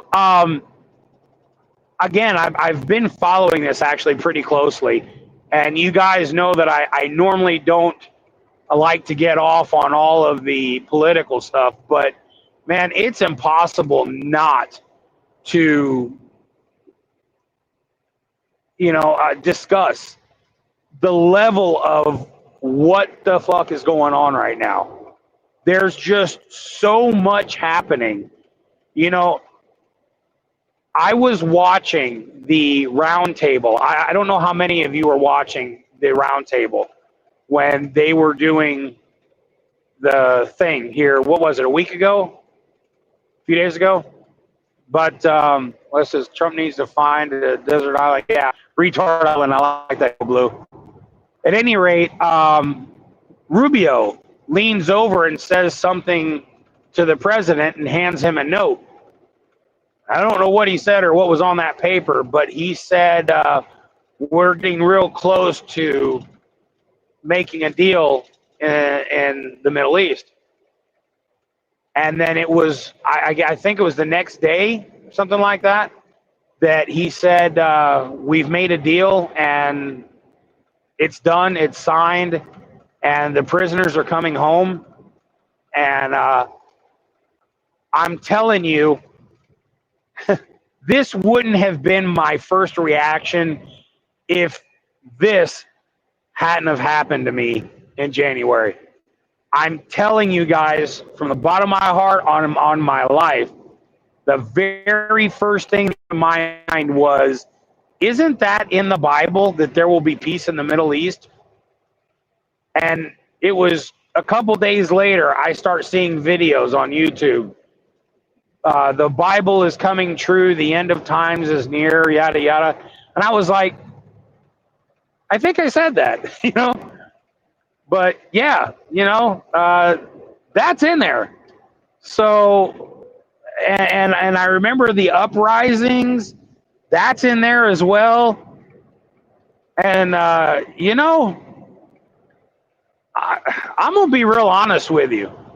I've only discovered faith for 10 months.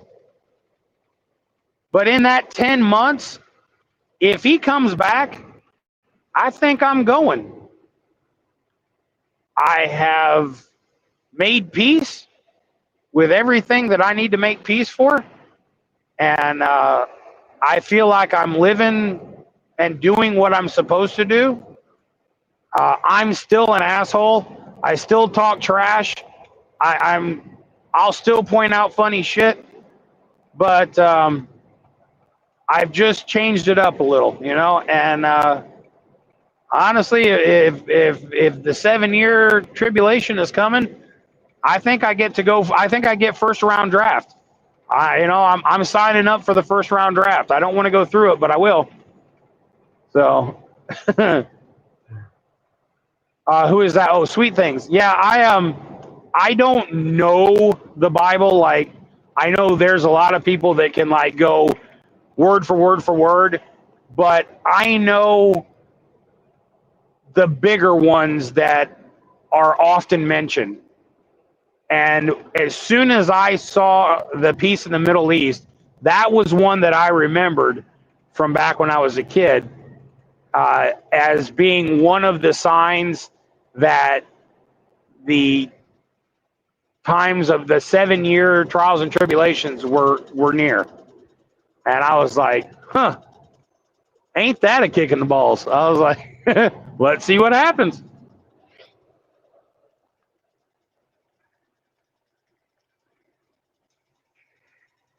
Ugh.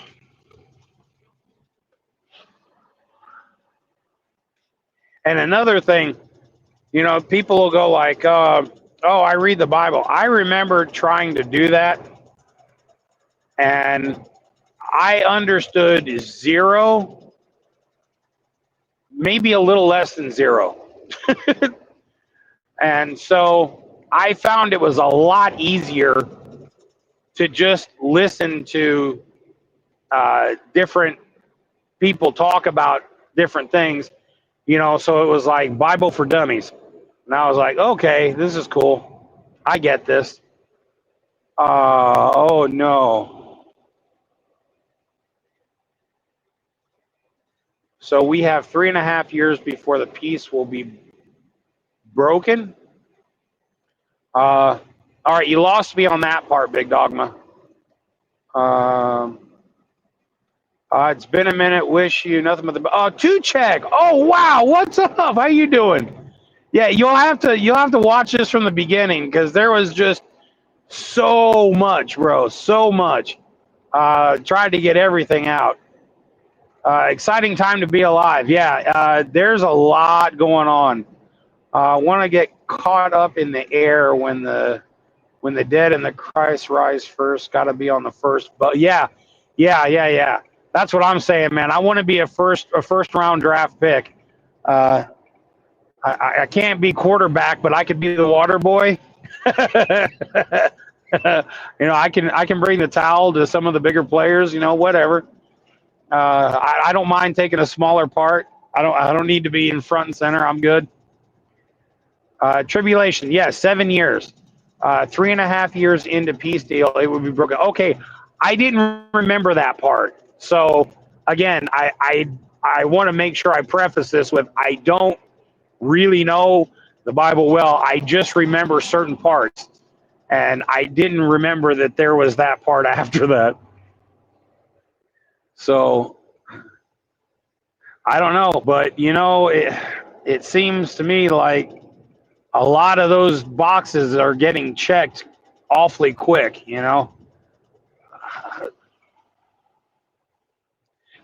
Let me ask you guys a question.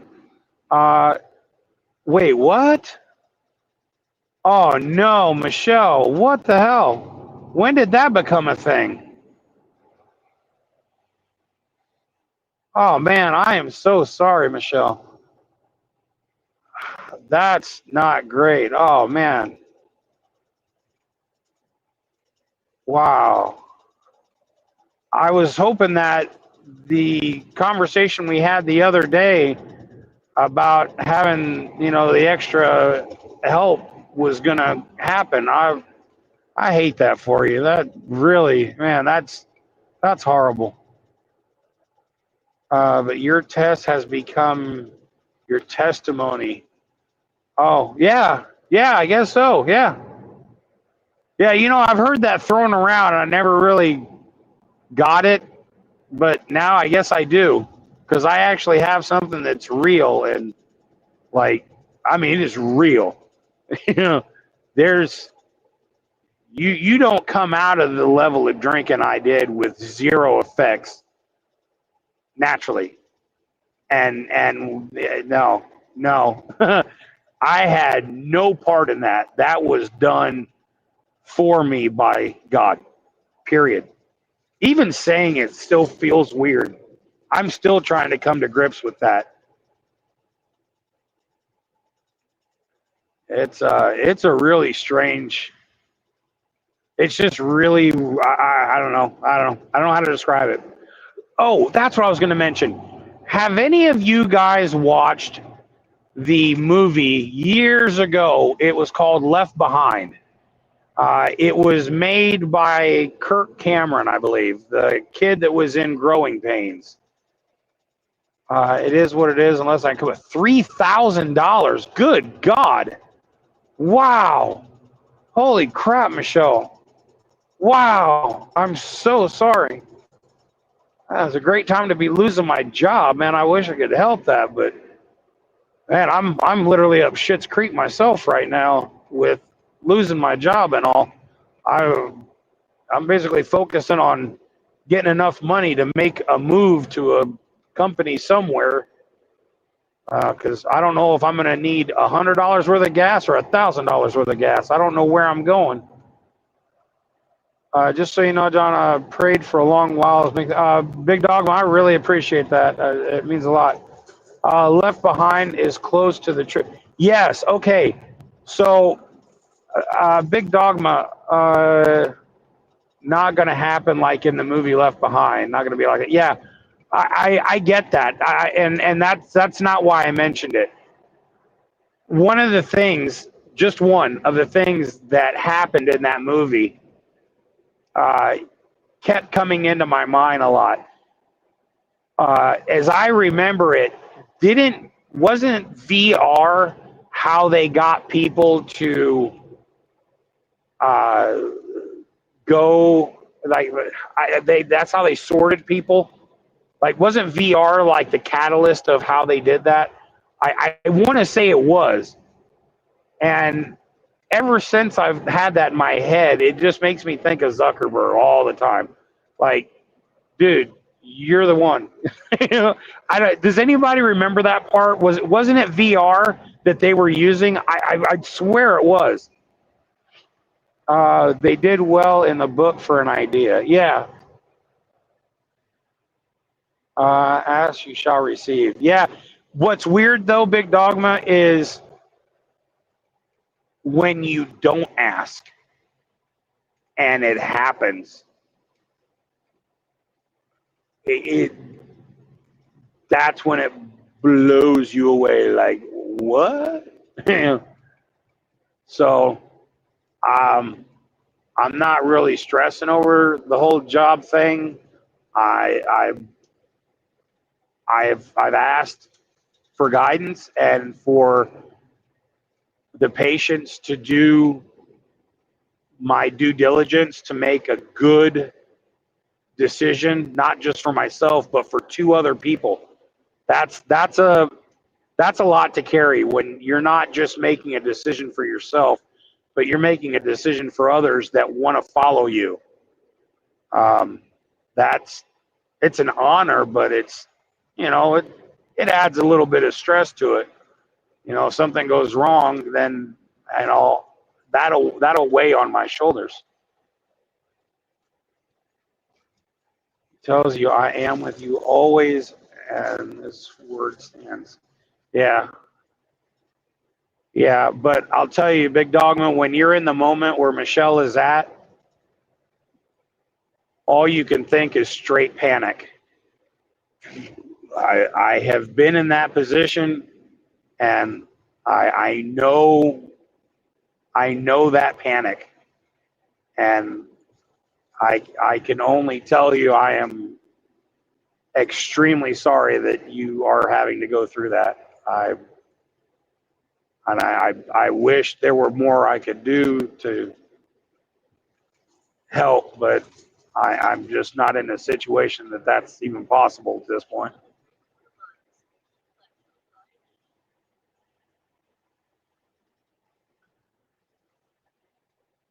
Yeah, Michelle, I'm not. I feel like I know that he's with me now, and so I don't really stress over it. I just I'm doing the work because it doesn't just fall in your lap. But I'm doing the work, and I feel like he's with me. He's watching me as I'm doing it, and he's guiding me. Nope, nope, nope, nope, nope. Maybe that one. Nope, nope, nope. So I'm good. I know it's going to happen. It's just a matter of due diligence. I'm not going to be lazy and just go, well, God's going to drop a job in my lap. I believe you have to help yourself, and God will guide you, but He's not going to do it for you.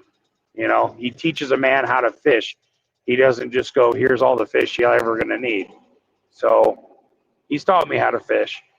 So now I'm doing the deal. Honestly, I wish I was fishing. Oh, here I am slowing down, thinking I'm going through a toll, but I'm not going through a toll. I have Easy Pass. Oh my God, Big Dogma. That's so sweet. Thank you. I agree. I have had that panic as well. Yeah. So yeah, you know that feeling when it just feels like no matter which way you turn, there's a rock getting ready to fall on your face. Yeah, you know what, Tuchek? There has never been a truer statement made. I've told all of my kids this uh, many times. You know, I don't care what it is that you're looking at, but if you simply stare at the question, how are you ever going to find the answer? You have to focus on the answer, not the question. So, in order to create a beginning, you've got to find that spot. Okay, where is my start marker? And then plant that flag.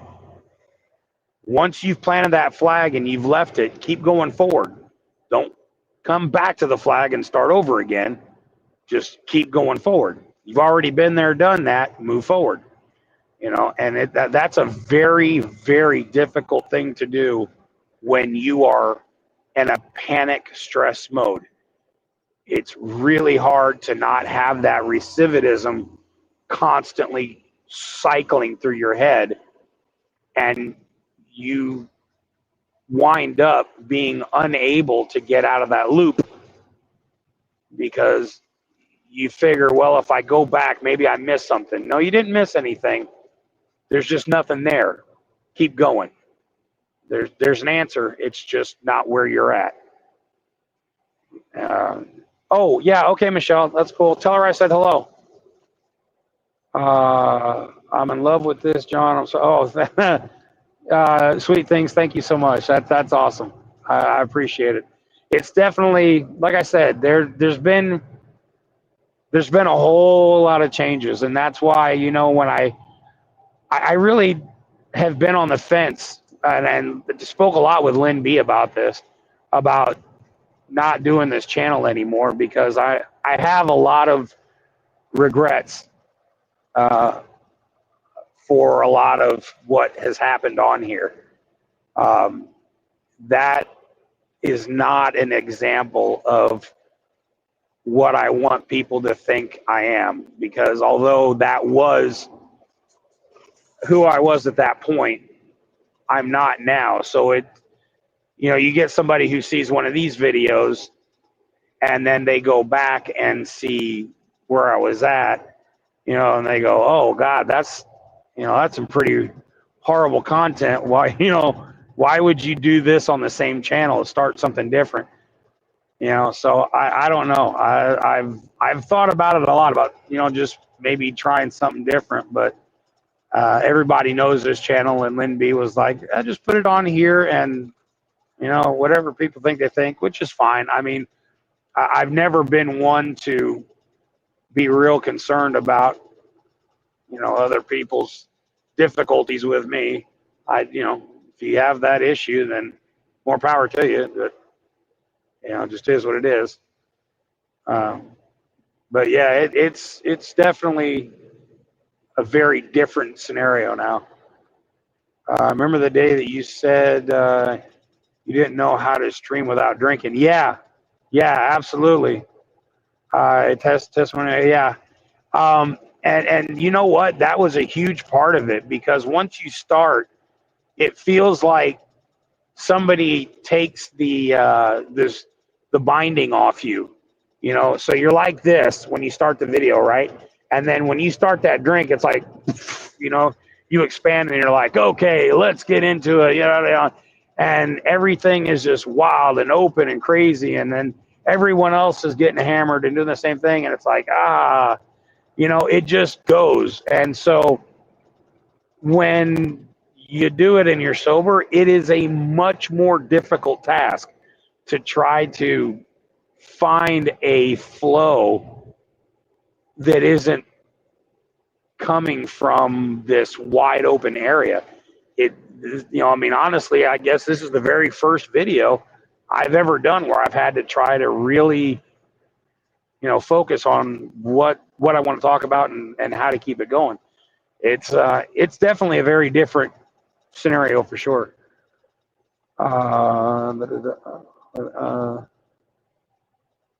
Oops. Oh shit. Sorry, I closed myself out. Remember the day you didn't know, but that those who've been around since the beginning will know that that's all should matter to. Yeah, Go Blue. I appreciate that. I told you, no one will think of you in the past when you're presenting the new and sober you. Loved who you are, not what you did. Yeah,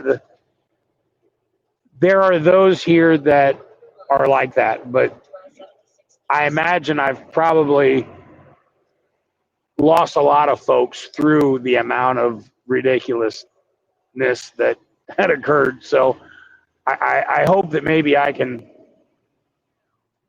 alter that now and make things right.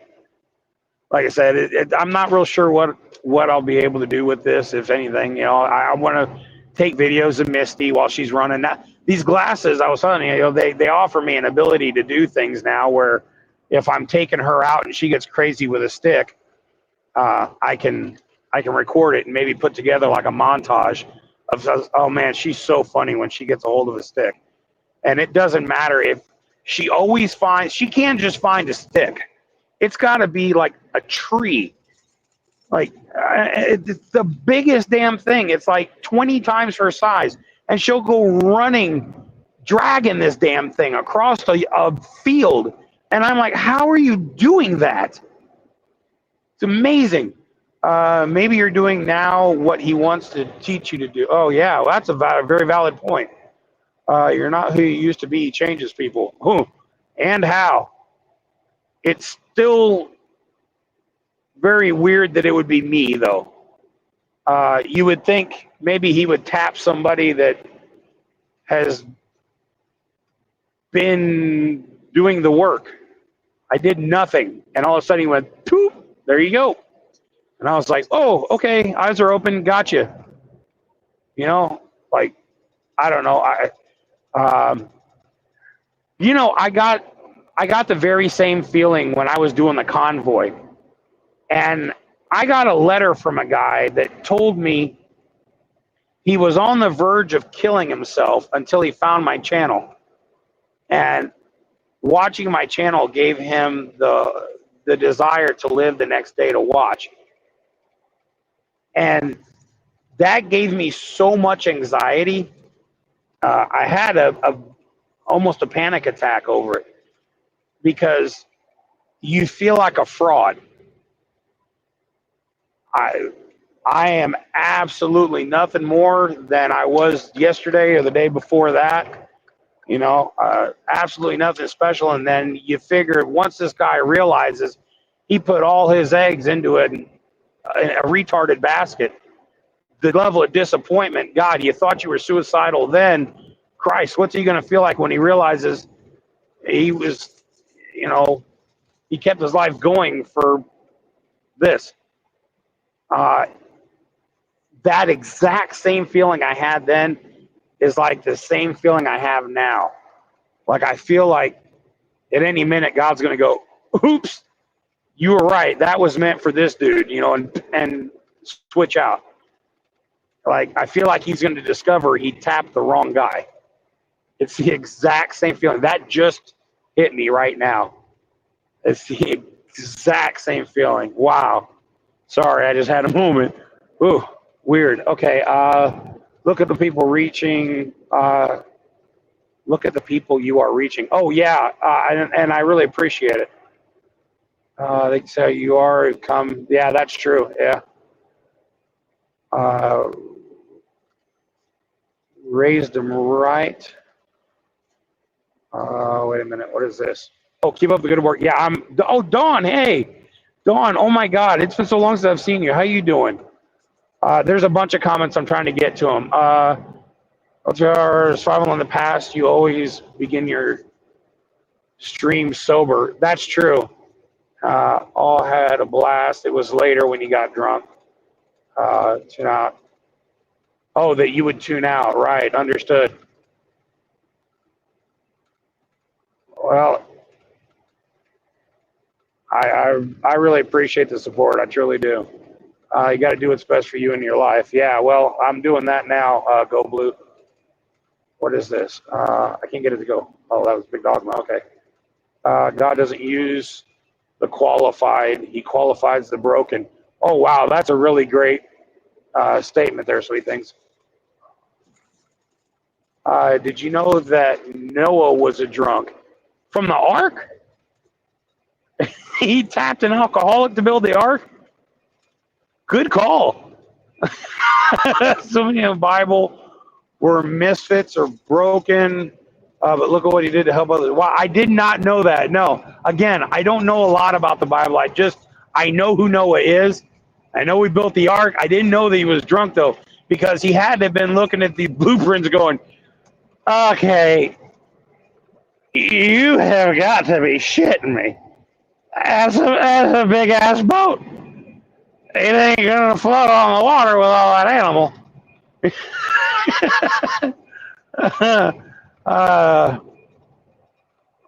That his power shines through. Yeah, Elizabeth.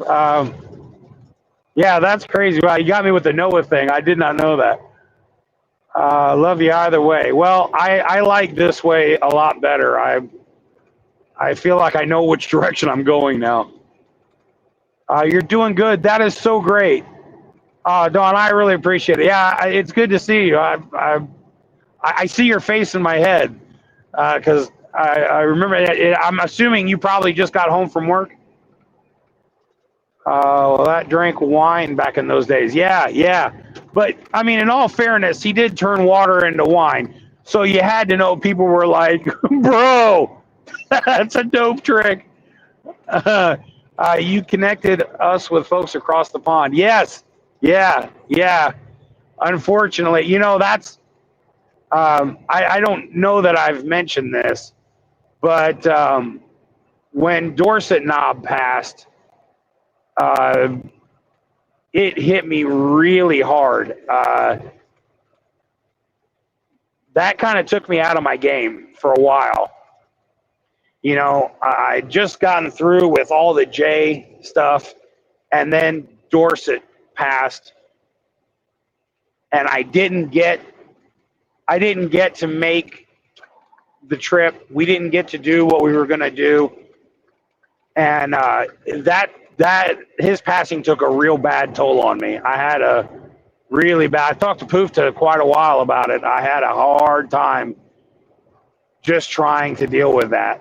So that was another major punch to the gut. You start losing your friends, man, and that takes a toll. All the apostles were bad guys, felons, adulterers, robbers, and thieves. Well, he knows how to pick them, huh? Loser! I choose you. And what is that? North of the 49th. I don't know what that means.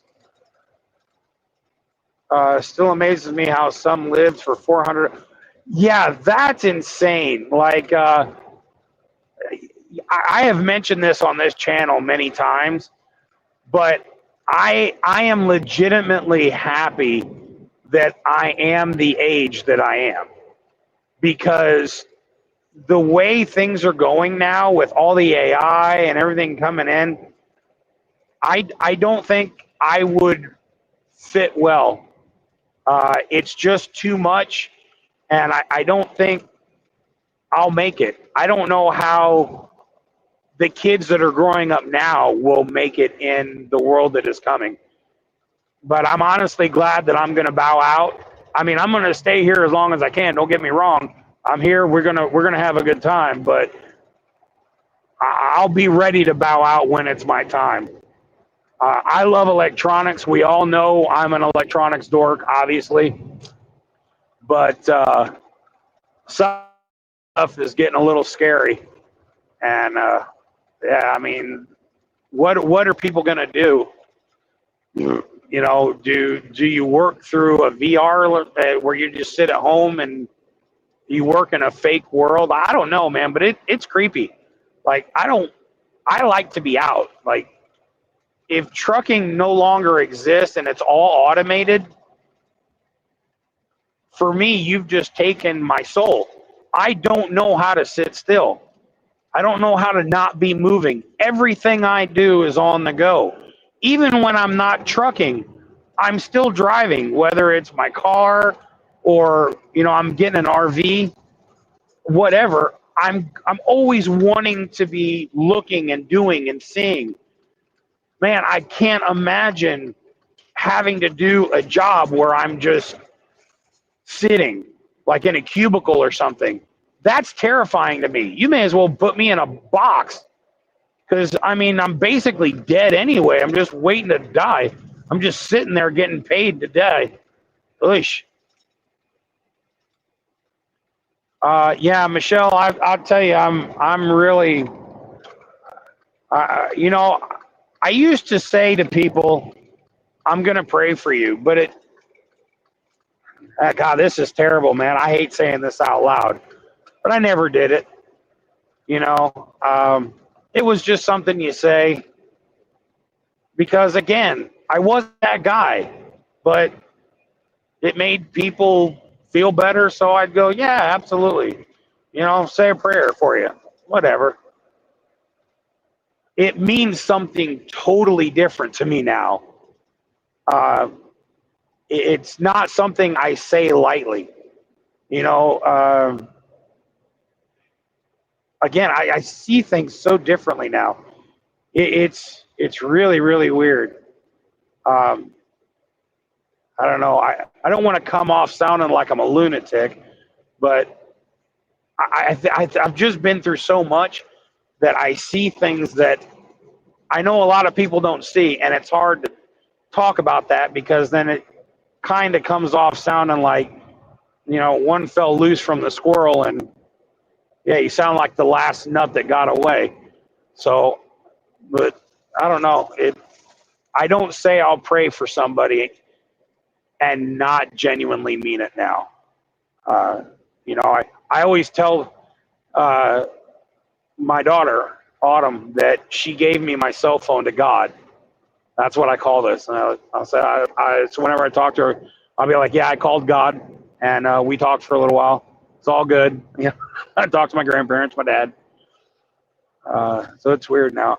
Any plans to come to Canada again? Dawn, I do. Let me explain what's happening with the Canada thing.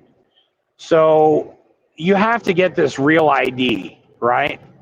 And because I don't have a water bill or a power bill or whatever, I had to do things differently. I had to try to get a bank statement from each of my banks on paper that show I live where I live. It's a residence. I just don't go there often, but it's a legit residence. And so I have to get that, which I have to actually go to the banks to get those. Or, I tried having them mailed to me, but I don't know if they ever showed up. So, and then you have to make an appointment to go in to get your real ID. Well, making an appointment is great if you work 9 to 5. I don't actually work 9 to 5. I work all over the place. Making an appointment is very difficult for me to do. Then you have to get, once you go through all that, then you get a paper driver's license that lasts 2 weeks. Well, that's great, except it might take me a month or 2 months before I get back to where my actual driver's license is waiting for me. So this has been a nightmare for me. I missed a bunch of comments. Hold on. They'll never be able to go totally automatic on trucking. Too many different delivery situations. Sweet things. I would like to think that's true. However, if you will watch the what I think it's called Robot Jockey at Amazon on YouTube. I'm not sure if that's exactly what it's called, but I think that's what it is. Robot Yard Jockey Amazon. There's a video, and it's just this square truck with four wheels that goes, lifts the trailer, puts it in the dock, boom, it's done.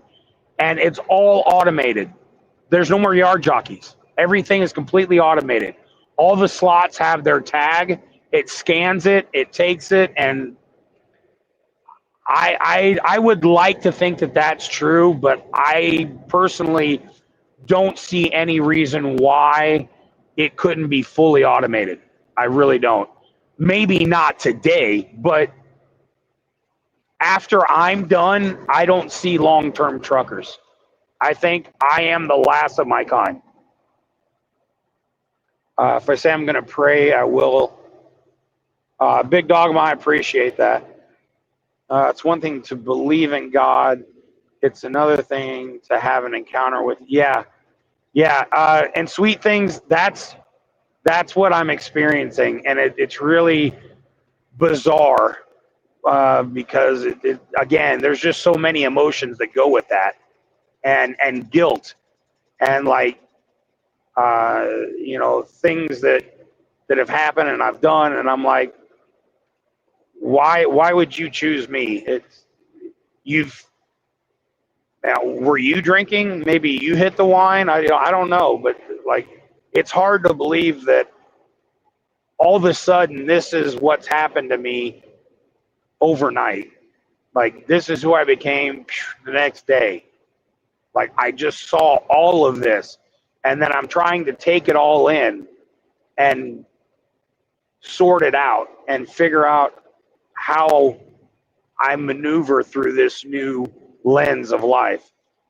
It's a lot. It really is. It's very overwhelming. And so, I've tried to just very slowly acclimate to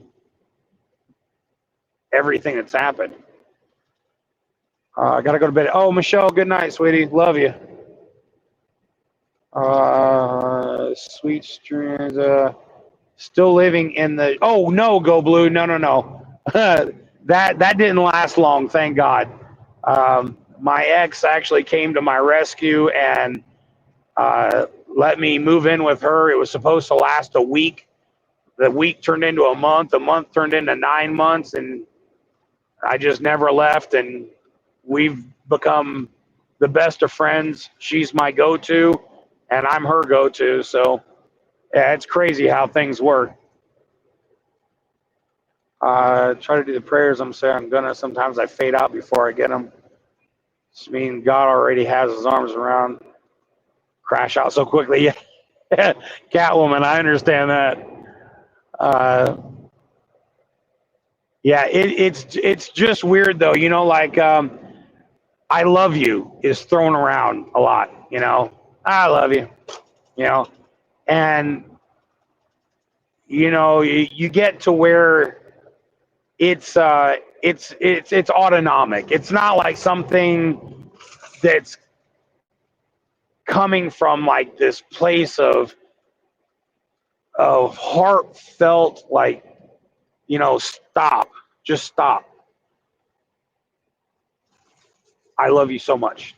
It's not like that. It's just like, thank you. Appreciate it. You may as well say, take care. You suck. The meaning isn't really there anymore. Um, that's kind of how I felt with the pray. I said it, but if it makes you feel better, bonus. That's really all it was. But not now. It, Now it's that heartfelt. Like, I'll pray for you, and I will use my cell phone to God. And when he picks up, I'm going to let him know that you need him now. So it's so much, it's real. It's not just a pop-off. And again, me, never would have happened. I didn't pray. I didn't ask for things.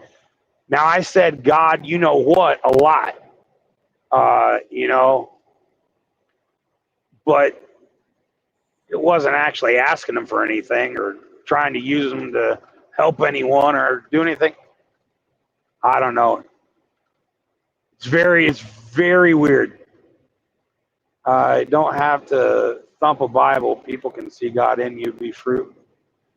Yeah, yeah, yeah. That's true. And I don't want to be that person. I don't want to be, the guy with the megaphone in your face. That's just not who I am, and that's not the way I roll. I just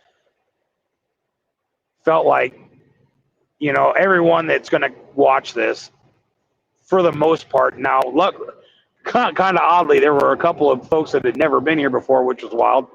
But for the most part, 98% of the people that are going to watch this know me.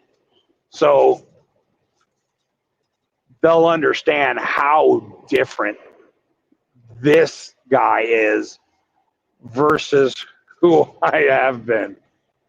And, and one of the things, I'll tell you what, you want to start freaking people out, talk about Christ. And you make people real uncomfortable in a hurry. It's, when Charlie Kirk was assassinated, it was like he opened the door to God. Like, all of a sudden, it was okay to talk about God. And people started going, wait a minute, it's okay? Wait a minute. So, like, I can talk about this and I won't get shot? Well, maybe. But he opened this dialogue to Christ that hasn't been around in a long time. I know I didn't start that conversation. And when people would start it with me, I'd kind of be like, yeah, okay, cool beans, man. Thanks. Take care. Just not something I really wanted to do. And even now, I still feel uncomfortable, but only because I'm still trying to fit into this. I'm still trying to figure out where I fit into this picture. And I don't know. This is a journey I'm literally just starting. So I can't say, yeah, I've been down this road, I've been down that road, or I understand this, I understand that, because I don't. This is all new to me. So it's still uncomfortable, but it's a different type of uncomfortable. I'm literally just learning to walk, but at least I figured out where my shoes are. Let's go. I'm down to always go. Talking about God or praying for someone freaks out the yeah, it freaks out a lot of people. It really does. Yeah, go blue. I don't even know about a reawakening because I don't know that I've ever really had the ability to see things and be able to step back and see it for what it is now. And, I watch people on YouTube. Oh my God, Airhead, what's up? Oh wow, how are you doing? You gotta do Airhead. You're gonna have to watch the beginning because there's so much that I brought everyone through, a lot. So you'll have to watch the beginning and kind of catch up later on. But man, it's good to have you here. Whoa, what is that? BitBite Dave. That's cool. I love the Pac-Man logo. Oh my God, let me tell you about something else that's super cool. You're going to love this. So I see the Pac-Man thing and it reminded me. So a buddy of mine, you guys know Boyer, he sent me this video where a guy has this little box that looks a lot like my gaming computer. You guys have seen that before. It's all lit up and everything, all the RGB. Well, this little RGB box is a retro gaming system, but it looks like a miniature gaming computer. And it has every single system from the very first Atari all the way to PlayStation 1, and every single game ever done within those systems. And there's no doubles, and every single game works. If there was a game that was originally broken, they went through, found out why it was broken, they fixed it, and now it works. It blew my mind. So, of course, I had to order this. So, I got one. The next day, the guy that makes these called me and said, "Hey, don't know if you're interested, but we have a mod that attaches to a Steam Deck, which is a handheld gaming system, good size handheld gaming system. And this mod will turn your Steam Deck into the exact same thing that the other one will do for your computer." I'm like, okay, you have my attention fully. So you're telling me I can have the exact same thing I have on my computer, but portable, and I don't need Wi-Fi? He's like, yes. I said, yes, sir. I will take that. So I'm waiting. I actually had to get a Steam Deck. Normally, brand new, these things for a 512 are like $600. But I found one that was a display model for Best Buy. It had never even been touched. It just sat behind glass where you could walk by and see it. And I was like, oh, that's amazing. So I got it for $300, which for a 512 is an amazing deal. So the Steam Deck showed up. I'm still waiting for the others to arrive. And unfortunately, I had everything being sent to the yard for where I work here. So I had to contact him today and let him know, hey, I'm going to need you to send that to my home address because I'm not going to be at the yard anymore. So he was there. I emailed him. He emailed me back. Yeah, no problem. So hopefully by the end of the month, somewhere in that area, it'll show up at the house. And oh man, I am really looking forward to this, because Atari was my first gaming system. Kangaroo, Pac-Man, Berserk, Donkey Kong, Adventure, Circus, oh my God, Pong. Like, these are the games I started with, and they're all on there. Here's what's crazy. They even found games for the Atari that were never released. They were beta games. And I guess they got a hold of these things and got them to work. And so they're on there. And I'm like, oh, wow, I'm going to spend so much time looking at this thing. Because when I fly, you guys know I'm terrified to be on an airplane. So I have these glasses that when I put on these glasses, it looks like an IMAX theater. Well, I can plug those into the Steam Deck and play that. So I'll be able to play Atari like on a Megamax screen with the Bose surround sound in my ears. So I don't see anybody, I don't hear anybody. I'm just going to be in my gaming system, and then eventually the plane will land. And I always tell the stewardess, if the plane's going to crash, don't let me know. I don't want to know about it. Just crash the damn plane. I'll be watching a movie or in a game. I don't want to know. Just let me die. Don't tell me I'm going to die, because then it's going to suck. But if I just end up in the middle of a game like, I didn't get to finish level 5. You know, I don't want to know about it.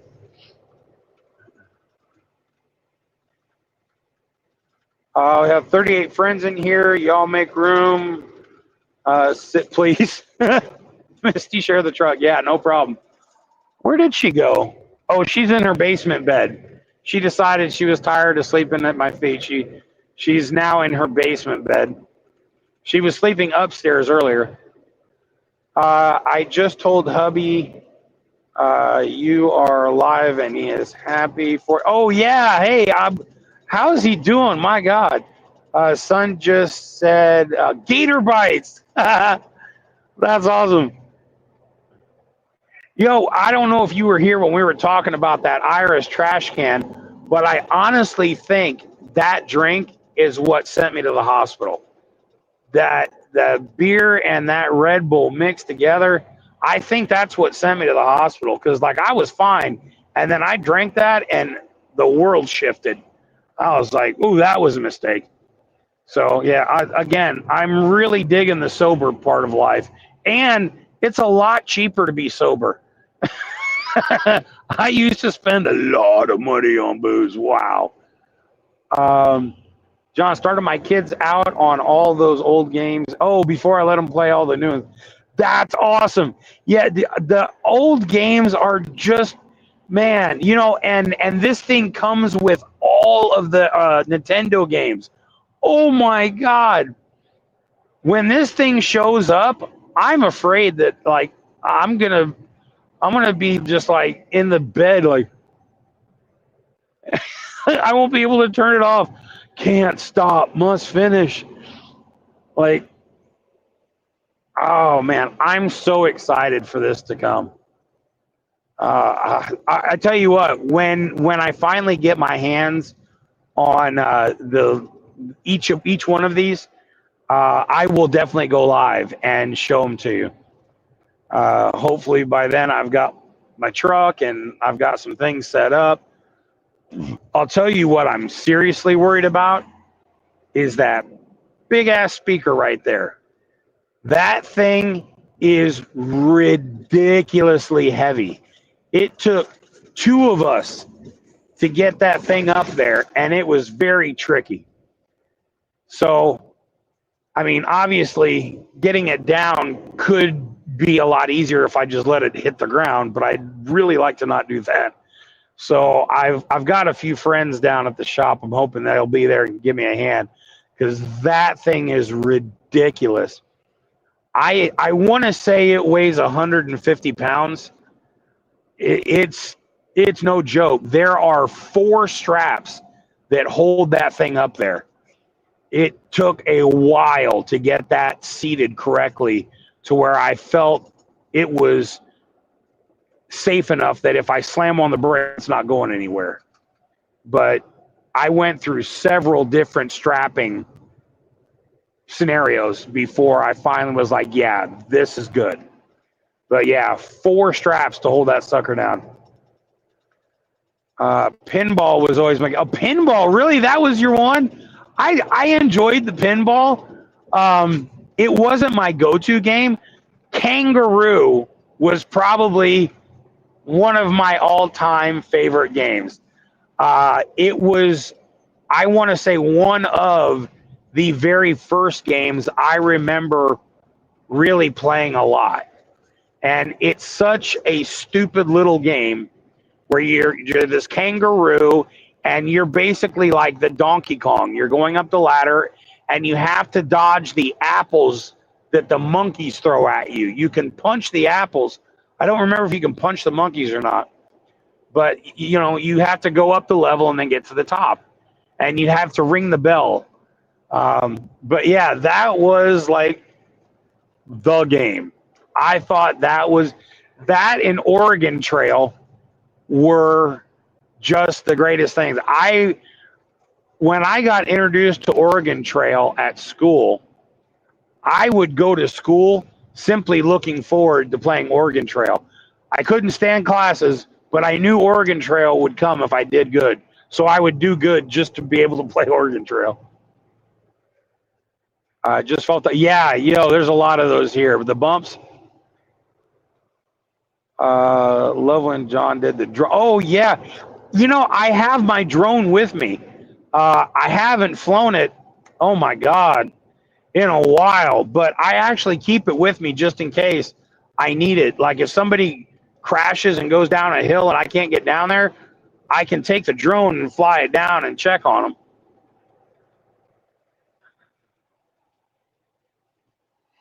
Man, that dude is hauling ass.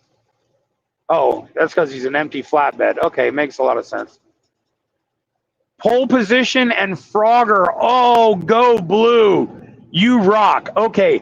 Pole Position was awesome. And Frogger, oh my God, I don't know if you guys remember this, but they used to, back in the 80s, they came out with miniature tabletop games. They had Galaga, Frogger, Pac-Man, Donkey Kong, and they were these little tabletops about yay big and yo wide. And it had the controller like you were actually playing at a stand-up arcade, but it was the little box, and I think they were called tabletops or something like that. But I had the one of Frogger, and I would play that sucker for hours. My mom got so tired of hearing that bleep, bleep, bleep, bleep, bleep as you jump to go across. I wish I never bought you that. Oh God, dude, I hadn't thought of that in a long time. And I don't know, does anybody here remember ColecoVision? I had ColecoVision. Oregon Trail, my dad plays that. Oh, oh my God, Crystal Star. Holy crap. I just saw you. You've got to watch from the beginning and catch up with all the news because there's so much. But it's really good to see you. Holy crap. I just saw you. I was like, whoa. But yeah, Oregon Trail is fun. I know they made a newer version that you can download on your mobile phone, but I haven't tried that one because I don't know. I don't know if it's going to be real, kind of like it was. What I wish they would do is take the original concept of Oregon Trail and make it with today's technology to where the graphics are like really intense and you see them walking through the wilderness and you've got to actually go hunt, and it would be kind of like playing Big Game Hunter if you've ever played that. It's a newer game, but take all of that and make it into all the tech that they can do now. I think it would go nuts. I think people would absolutely freak over it. Not terribly technically challenged. John is, I am a techie. I'm so sorry. Wait, what was it? Pizza? Oh, the Pizza Huts. Yeah, okay. Root Beer Tapper. I don't know that I played that one, Catwoman. You've been watching the whole time? Oh my God, Crystal, and you didn't say hi? What the hell? Play the original one with. You play the original one with your dad? No way. I was just thinking that same thing the other day about. Oh no way. See, Crystal, we're here. We're here, right? I have watched y'all lose that right and makes me sad. Wait. Oh, that was Lynn B. Okay.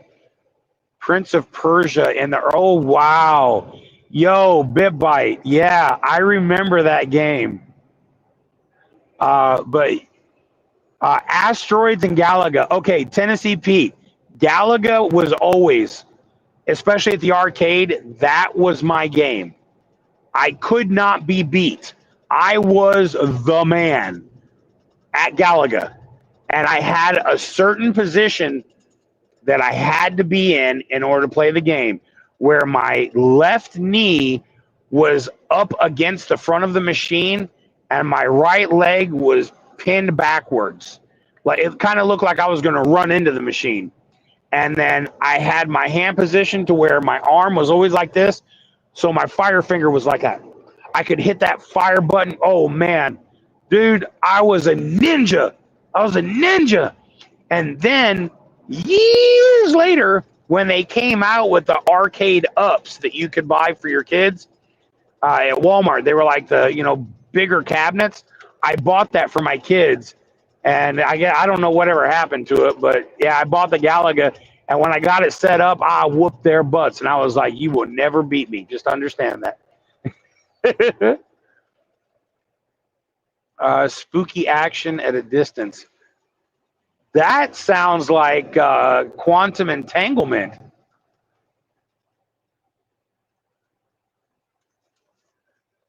Are you my quantum entanglement, Crystal? The tabletop arcades with the joysticks were Pizza Huts. Yeah, yeah, but those were the big ones. I'm talking about the little tabletops that you could get with Frogger, Donkey Kong, Pac-Man, and Galaga. I think those were the 4 games you could get. And ColecoVision, I want to say ColecoVision is the one that actually came out with it. Looking forward to it. Sick and tired of this. Oh, yeah. Yes, Quantum Entanglement. Oh, my God, Crystal, we are here. Oh, my God. The fact that I knew, I can't believe you know about that. Wow, Crystal, you never cease to amaze me. I love you, girl. One of these days, we got to meet up. If I could get my stupid star. So let me tell you how ridiculous this is. I have my passport and 1,000 Canadian dollars in my passport ready to go. I've had multiple chances to go to Canada, but because of this real ID, I can't go. And so it sucks so bad. I don't know how, maybe that's something I can do before I start my new job is just update my license and get it done.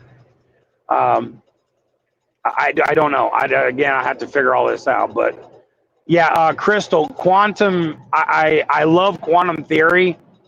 I love quantum mechanics, but theory is pretty much where I really enjoy the quantum side of things. I really get into like the worm theory, of course, and the string theory and all that.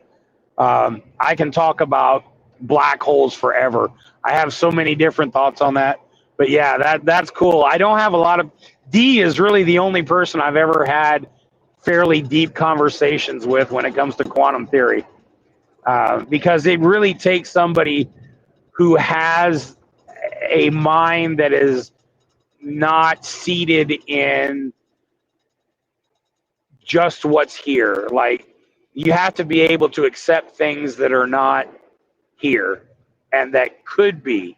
You have to accept what could be. That's why they call it theory. Theoretically, it could be. Yeah, Chris, I feel the same way. Absolutely love it. I don't have a lot of friends that I can talk to that will nerd out with me, but D is one of them. D will absolutely nerd out when it comes to quantum science. She's as big a dork as I am. The pups are asking to get tucked in. Oh, that's sweet. That's cool. Yo, I've been live for almost 3 hours, you guys. Oh my God. I was honestly just expecting to do a quick 30-minute video or something. I had no intention of doing a 3-hour-long video. Oh, wow. Yeah, this is a lot. So, okay.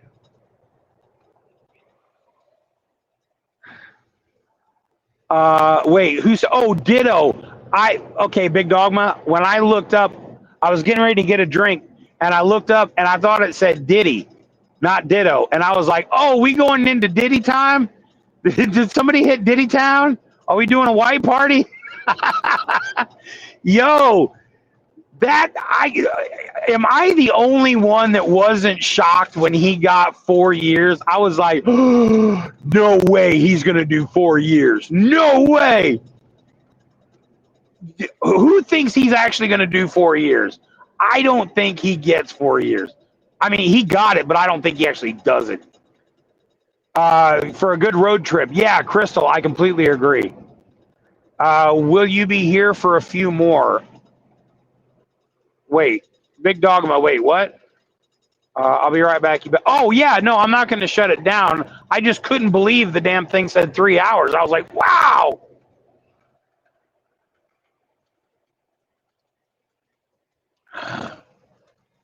Yeah, see, Go Blue, that's what I'm thinking. I'm thinking he gets out early. I don't think he does 4 years. He'll be out in less, but should have been sent. See, and how did he not get sentenced for sex trafficking? How did that not happen? I am so mind screwed over that. Like, what? I mean, you have a mahoutin of evidence And yo, nobody else is catching charges. I'm telling you, you want to cover up? This is it. I mean, it's not as big as the whole Obama thing, but this is pretty good size. Diddy's the only one that caught charges. And we know a lot of the stars that were there involved in the parties, but nobody else is catching charges. Yo, cover up. Epstein, cover up. I don't know how the Obama deal is getting so much transparency. I figured for sure they just cover that crap up too. And here's another thing I don't get. They brought out a billboard showing all of the players because now Trump's former guy is getting ready to catch charges. But did nobody not notice that Hillary Clinton was not on that board? She paid for the dossier. The Steele dossier, she paid for it. How is she not on that board? Bro, you need to put her right next to Obama. She paid to have it done. How is that not treason? And here's another funny part. All of the charges that they want to charge them with, they can't do because of the amount of time that's elapsed. So treason is it. That's all they got. I'm like, oh my God, yo, yeah, we've gone through some serious cover-ups. The Epstein one, though, I think I'd love to know why. I'm guessing it runs so deep, just like the Diddy thing. I think it just runs so deep that they don't figure it'll actually happen. I don't know. What the hell just fell? Oh, this is my pre-pass for the windshield, and the sticky came loose. So it decided it was done. So I got to fix that right now, or else I'm not going to be paying tolls. So give me 2 seconds. Watch out, Misty.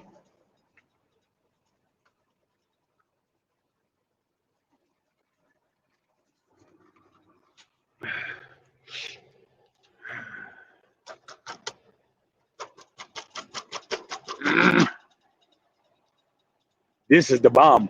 I use it on everything. I put this shit on everything.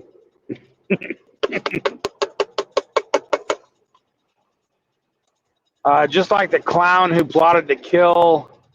Oh, Kavanaugh. Yeah. Yeah, 8 years. Love that. It's a big club and you ain't in it. Yeah. Yep. That's cool. I've never really been into doing children, so I always kind of kept it to my own age group. I guess that would have put me out of the club anyway.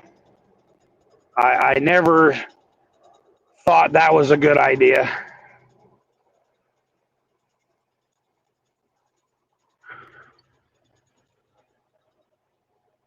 Oh, now I can't get the damn thing to close. There it goes.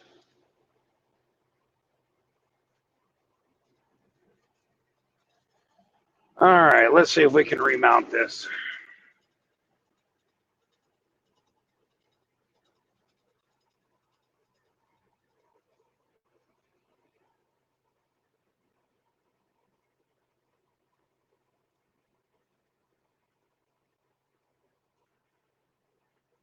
All right, it looks like it's going to stay. It feels like it's going to stay. Will it stay?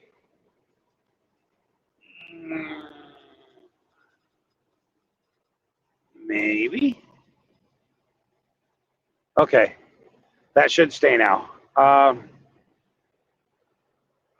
right, let's see if we can boogie now. Oh, wow, it's a good thing I got that up because I'm just getting ready to go through another easy pass. Good timing. Yeah, so trick for anyone. If you got something you need to mount right quick, the Gorilla Super Glue, the fine tip, it is awesome. Doesn't come out in a big clump. You can control how much you need. You just put a little bit on there. Man, that you I buy that stuff by the box because I use it so often. That's how 90% of this stuff is up. Now I don't put it on all of it. What I do is I'll put small little dots, and then once that adheres, I'll move down. I'll probably go about 6 inches, put another dot, another 6 inches, and that way when it comes off, I can still hopefully do it without ripping everything to shreds. I don't know. I don't know. Like I said, when I pull these lights, I'm not sure whether I'll be able to get them without breaking them. But if not, I'll just reorder the roll lights. But everything else, I think I can get off without destroying them. The eyes, those will come off no problem. I didn't use a lot on those. Pink, hiya, how you doing? Welcome to the party. We're just cruising in my truck, headed to where the hell are we going to again? Pennsylvania, Reading, Pennsylvania. So on my way to Reading, Pennsylvania, I'm gonna pass this duder because he's kind of acting like he's not real sure whether he wants to drive or not.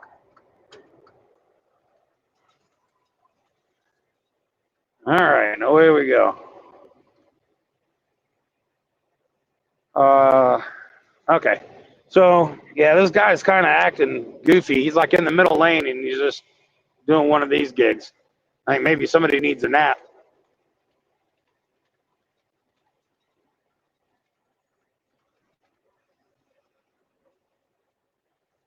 Now I'm starting to get into the curves.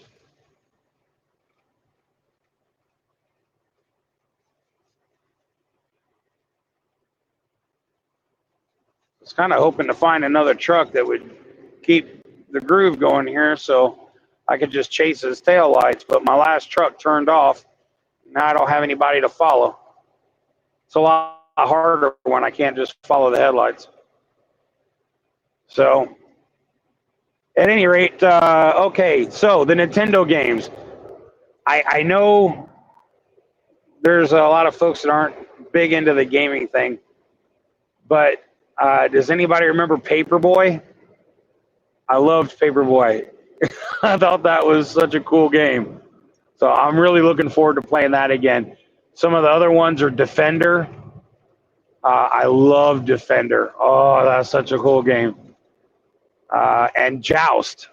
I love Joust. That was a cool game. Had to pick up the eggs and you got to ride on the flying ostrich.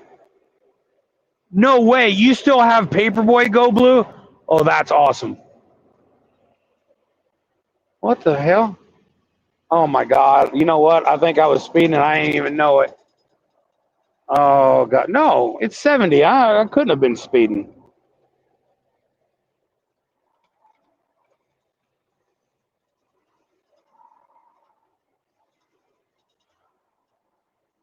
Oh, maybe.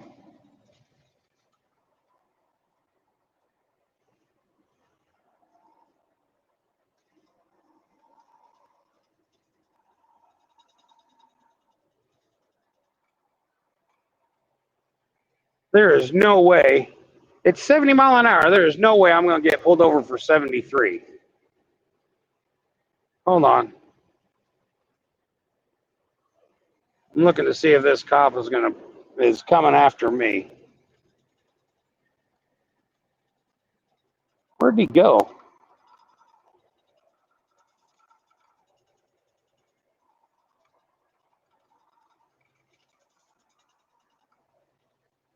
Hell, I don't even see him now. Is he right on my ass? Hold on. No. Not unless he blacked out. Where the hell did he go? That's weird. I don't know. He launched out behind me like he was going to pull me over, and I'm thinking, God, was I speeding? And I didn't think I was. I was following another truck up ahead of me. Shit, I don't know. All right, whatever. Bad dudes. Oh, Double Dragon. Yo, yeah. Double Dragon, especially when you got the whip. Cha, bitch. Big Dog Man, you're back. Yay. Sam came down, let him know what's up. He said he would share. He shared Gator Bites. Oh, yeah, yo, I'm down. He wants to be part of the rave going on in the truck. Yeah, yo, maybe that was it. He saw the lights and thought, what the hell is that? Castlevania. Okay, here's my problem with Castlevania. They did so many redos of the game. It was like there was Castlevania, then they redid it, and then they did part 2, part 3, part 4. They ended up doing so many, but they never really changed much. It was always that same 2D running. You had to hit the little flame lights, and the dude that flew, the little devil dude that would change and fly. I swear, it would take me an hour to try to get him down. It drove me nuts. Call would be great. Big Dog. Oh, yeah. Okay, yeah. That's talk. I was like, wait a minute. I do call you. Wait, TMNT. Wait, I don't know what that one is.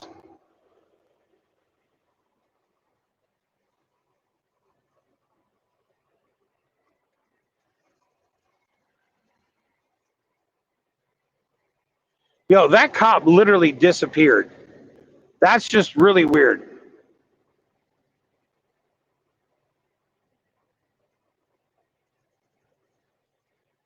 Life happens fast around here, but yeah, I guess. Teenage Mutant Ninja Turtles, the original. I'll tell you what came after that I enjoy. Oh my God, you and Go Blue came up with the same thing. That is hilarious. You both must have typed that in at the exact same time. Wow, that's wild. Uh, the Simpsons came out right around then, and I loved The Simpsons. I would play as Homer with the whole double kick like this. Yo, I was like, I was really good at that game. I could get so far, and when you could pick up the hamburgers and stuff and get the extra power, yo, I knew where they all were. I knew the timing of the clown balloon that would come down. I knew his timing and where to be to dodge him. I love The Simpsons. That was a jam game for me. Ghost Cop. I don't even know that one. Our bail money's way too low. Yeah, yo, right? And like I'm already, up Schitt's Creek trying to get a new job and come out with, hey, so I don't know if this is going to matter. I just got a speeding ticket. How does that make you feel? But surely to God, no cop's going to bust you at 73 and a 70. That's just ridiculous. Track and field. That was, Burger Time. Yo, I love both of those. Track and field, I really got into. I got to where I would hold the controller upside down and then just rock it like that. And dude, I'm telling you, man, the button games, when it comes to the quick timing, or like Homer when you have to blow up the balloon, dude, I couldn't be beat. I had the timing on the buttons down to a science. Yeah, 55, no. God, if I had to do 55, I'd lose my mind. I don't know how my grandfather would drive all over the United States doing 55 mile an hour and a Volvo. Oh, man. That man had patience. Ignoring you again. Wait, what? I'm not ignoring you, hush. I just didn't see it. You're killing me. You're killing me. I'll give you a call tomorrow, though, because I've still got to read your email. So I'll hit you up. Good night. Have a good evening. I imagine hell everybody's got to be getting tired here. If you want, I can kill this shit. We've been going for 3 hours and 9 minutes. I've still got 264 miles to go, so I'm gonna be rolling down the road here regardless. I can always crank up the tunes. Lynn B, tell him I said goodnight. You stay up most of the night? What do you just so do you just sleep during the day?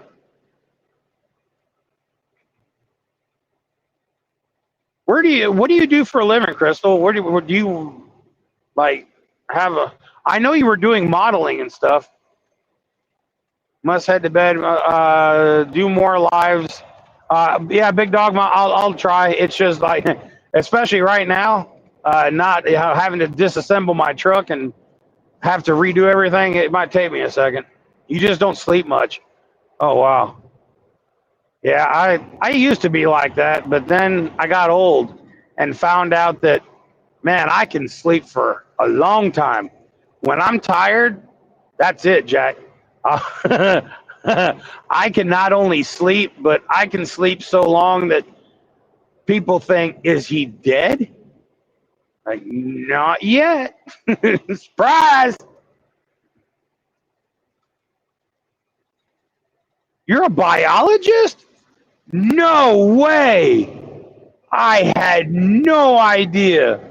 Wow, you just blew my mind, girl. That's awesome.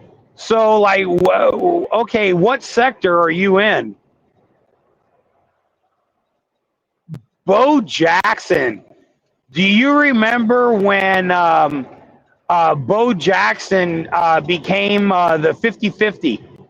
Donruss, Upper Deck, and Fleer came out with his 50-50 card. And I want to say that Topps had the card as well. I think his Upper Deck 50-50 card went for like, oh my God, it was a lot. And then Billy Ripken had a card where he was holding a bat, and the bottom of the bat said "fuck you," and it accidentally got printed, and so there were a handful of those that went around as an error card, and man, that sucker went for a lot of money too. They'll then you'll get a little older and sleep less again. Yo, I don't think so, man. I'm telling you, I found as I get older, man, dude, I can enjoy a nap, man. Mind you, when it comes to trucking, especially nighttime, I'm up. I love it. But daytime, man, I get sleepy quick because, man, there's always so much traffic. It takes forever, and I just lose my mind. I'm like, man, this sucks. I've got. Oh, you've got the Billy Ripken card. Oh, it says fuckface. Okay, I knew it was something like that. Wow, go blue. I remember. So when I was a kid, I went to a baseball card shop called Upper Deck, and I remember when they got a hold of one of those cards. He was so proud of that card that he framed it and put it on the wall. Some guy came in and offered him like $3,000 or something ridiculous for the card, and he would not sell it. He flat out refused. It stayed in that frame till he went out of business. Oh God, it was. I think I started going there when I was like 10, 11 or something. And I was, I don't know, probably 16 or so when he went out of business, but he still had it. I do wildlife stats. No way. And GPS map here. Oh wow. Well, Crystal, you consistently blow my mind. I think you do this on purpose. I never would have imagined that's what you did. I honestly thought you made your career from doing modeling and stuff. I never dreamt that you were that deep into science and science. Wow. Airhead, have you seen the new laser wipes lights for off? Wait a minute. Okay, Airhead. Uh, laser wipes lights? You have my attention. I've got to find out what you're talking about because I've not heard of this. There's three variations. Wait a minute. There's three variations? Okay, Go Blue. I did not know there were three different ones. I just remember the one he had on the wall. I get to hike a lot for work. It's fun. No way. That's. Have you ever been attacked by like a bear or any kind of wild animal? Uh, I can't believe after all the retro video games, no one mentioned Spy Hunter. Yo, that was a great game. You drove your van into the semi truck to get your stuff up, and then you back out and go continue to whoop some ass. Spy Hunter was a great game. I love that one too. Much respect to Spy Hunter. Still have that song. Oh yeah, the tune. Yeah.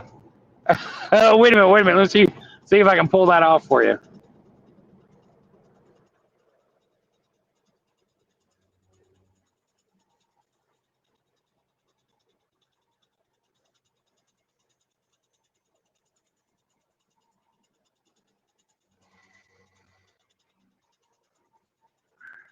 Here we go.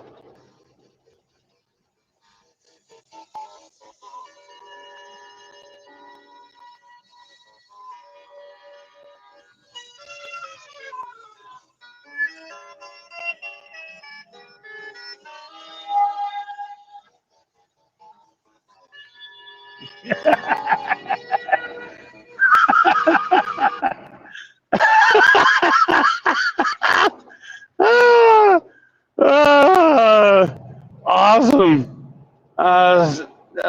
Laser wipes sounds useful. I don't know. I have no. I got to know what it is. From what I can see on Crystal's pic, she looks like she's a model. Yeah, yeah. I know she's done modeling. We had talked about it before. Had a few encounters with moose. Oh, scary as other humans. Oh, okay. Top Gear. I enjoyed Top Gun. I'm not sure that Top Gear. I don't know if that's a laser game or a newer game. I mean, but yeah, Top Gun. The original was fun, but I'll be honest. When they came out with Top Gun for VR, that's when I had a really good time. My only problem is that after 20 minutes of flying, I started to get really sick. Like I had to take the VR goggles off. I have the flight controls and everything. Like I have the stick, I have the thruster and the buttons on it for the PS4, and I loved playing that. But I could only do it in short bursts. So I have a whole library of the PS4 VR games in my storage. But yeah, I had a good time with that one. The original one was fun, but I'll tell you, when they redid it, wow, man, that was a whole new experience to be in there and looking out the window and stuff. Man, that blew my mind. Not as good as a video game, but some many nights at the bowling alley playing that at Tank Commander. What about Missile Command? Yo, for Atari, Missile Command was dope.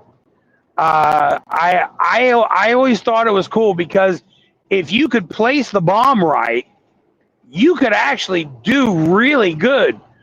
But trying to play Missile Command with the newer controllers, I find it to be a lot harder. I did much better with an Atari stick than I do with the new controllers. I got to get around this guy. He's killing me. We're doing 63. I can't take it anymore. I got to go. Y'all are killing me. You're going to force me to watch the road. What a jerk thing to do.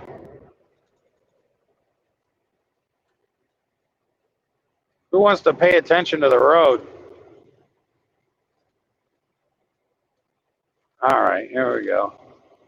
The model thing was just temporary. I don't know why. You should have. I feel like you should have went on America's Next Top Model. I think you'd have won it. Like hands down, you'd have. Every girl that I've ever seen on that show always looks like uh, they crawled out of some hole in Ethiopia or something. Like, oh my God, eat a cheeseburger. But like, I think you'd have taken it hands down. I think they would have done the first episode and went, yeah, we don't need to go any further. You win. Top Gear was a racing game. I don't remember that one. You got me on that one, Go Blue. But I have when I get the little computer and the thing for the Steam Deck in, that I will have that game. So I'll give it a whirl because I don't remember playing that one. Laser whip lights. Are you talking about the antennas that light up? Is that what you're talking about? Because they have those for truckers that work on as a CB antenna. Those have been out for a while. I had a pair on my older truck, but something happened and I went to key up because I had the version that when you keyed up, they would light up. And when I keyed up, something shorted out and it blew both the antennas at the exact same time.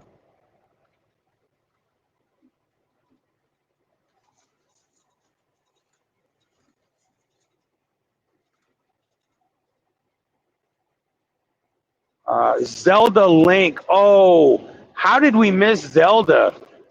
Again, here's another game. When Zelda first came out, that was such a dope game. And for me, it was because of the amount of time that you had to spend getting into the different caves, talking to the wizards, getting your crystals and all that.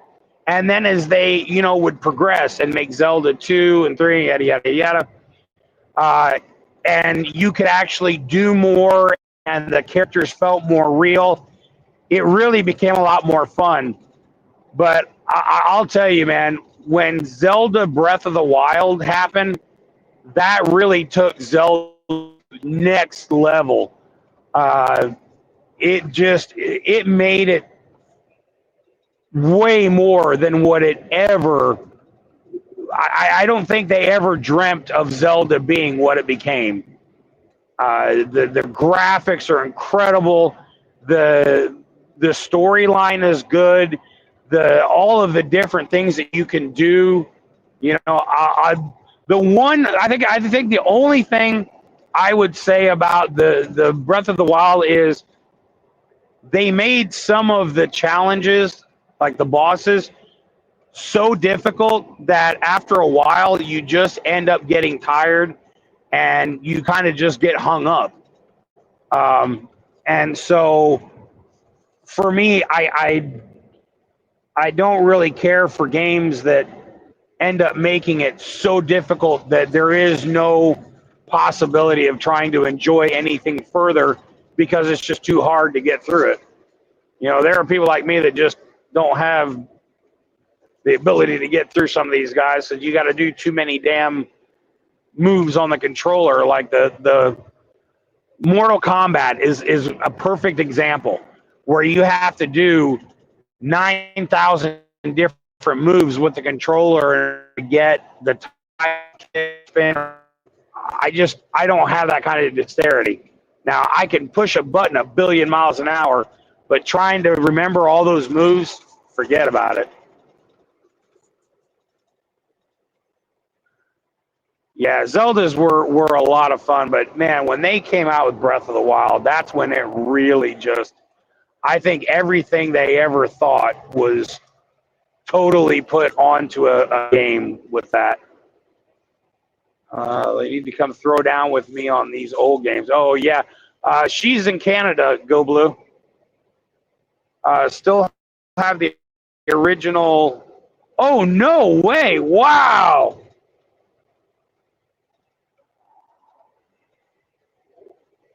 Damn. That's wild. You're still playing the original systems. That's incredible. Wait a minute. Brad's Tale. I've never even heard of that. Or wait, Bard's Tale. I've never heard of that. What Storm Chaser? What is that game? Because that one doesn't ring a bell for me. Give me 2 seconds. I got to swap this out. It's terrible. By the way, I also don't dip Skull anymore. I quit that a while ago, and now I only use this stuff, and it's number 2. So the nicotine level is almost non-existent. So this is all I do anymore. I quit dipping Skull. I decided I just had enough of that shit, so I've been using this, and I figure I'll eventually get off of this, but right now this is my crutch.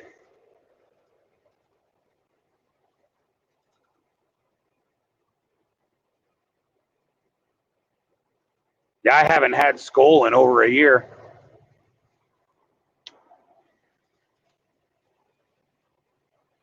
Bard's Tale is on VR? Is it? All right, so BitBite, you've heard of this game. AI auto computed. Wait. Oh.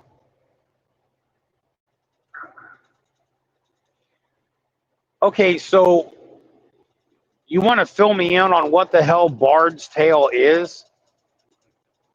Because I do not know this game. Wow, he is screwed. He decided to go on the wrong side of the construction zone, and there is a cop telling him where he can go and how he can get there. Ooh-wee. All right, somebody explain to me what this game is.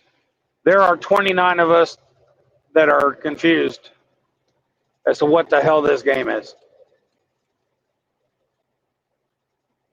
Oh, here's another one, Spy versus Spy. Did you ever play that?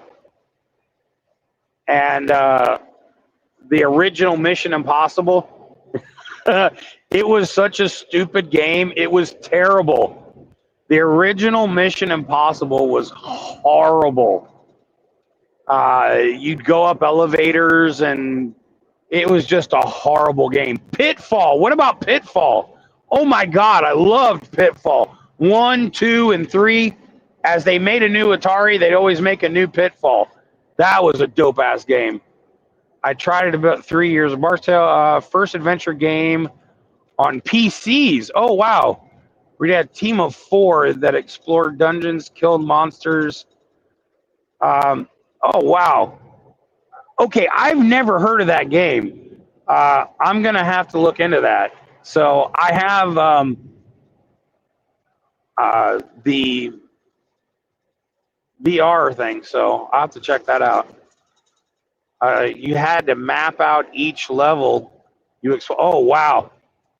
Does anybody watch the Splunkers that do this shit on YouTube, where there's like a team of 4 of them? There's one guy I watch in particular, and they go into these caves and they explore these caves, and he always goes, all right guys, I'm gonna push it. And I'm like, why? You're gonna die in there. Just get out. Go up, stupid. I'm so claustrophobic, yet I can't stop watching this guy get himself into the damnedest spots. And he'll be stuck in some of these spots for a minute, like 10 minutes or better. And he's like, okay, so I got to control my breathing. And he's talking to you while he's almost dead. I'm like, shut up, get out. Oh, yo, that shit'll drive me nuts. Oh my God, Crystal, I swear to God, we gotta meet. Everything I say, you're like identical. I just want to meet you in person. Be like, look, you must be my twin somehow. Like in this alter universe. Oh my God, we have so much in common. It's ridiculous.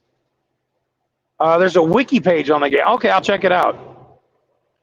There's a watch. I got a guy watch. He goes alone. Alone? Oh my God. Okay, that guy's an idiot.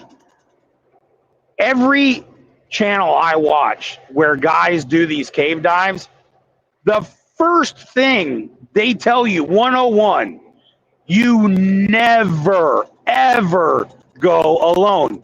That's how people end up dead. Because once you get hung up, you got nobody to come and help your ass out or get out and go get help.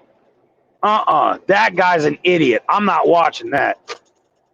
Now he's stupid and an idiot. Oh, forget it. He wants to die. I don't want to watch that. There's one of the guys that does that, but he does it with scuba gear. So he's not only splunking these caves, but he's doing it underwater. And he ended up recording his own death. I was like, oh, see, that's why you don't do shit alone. You end up unbreathing.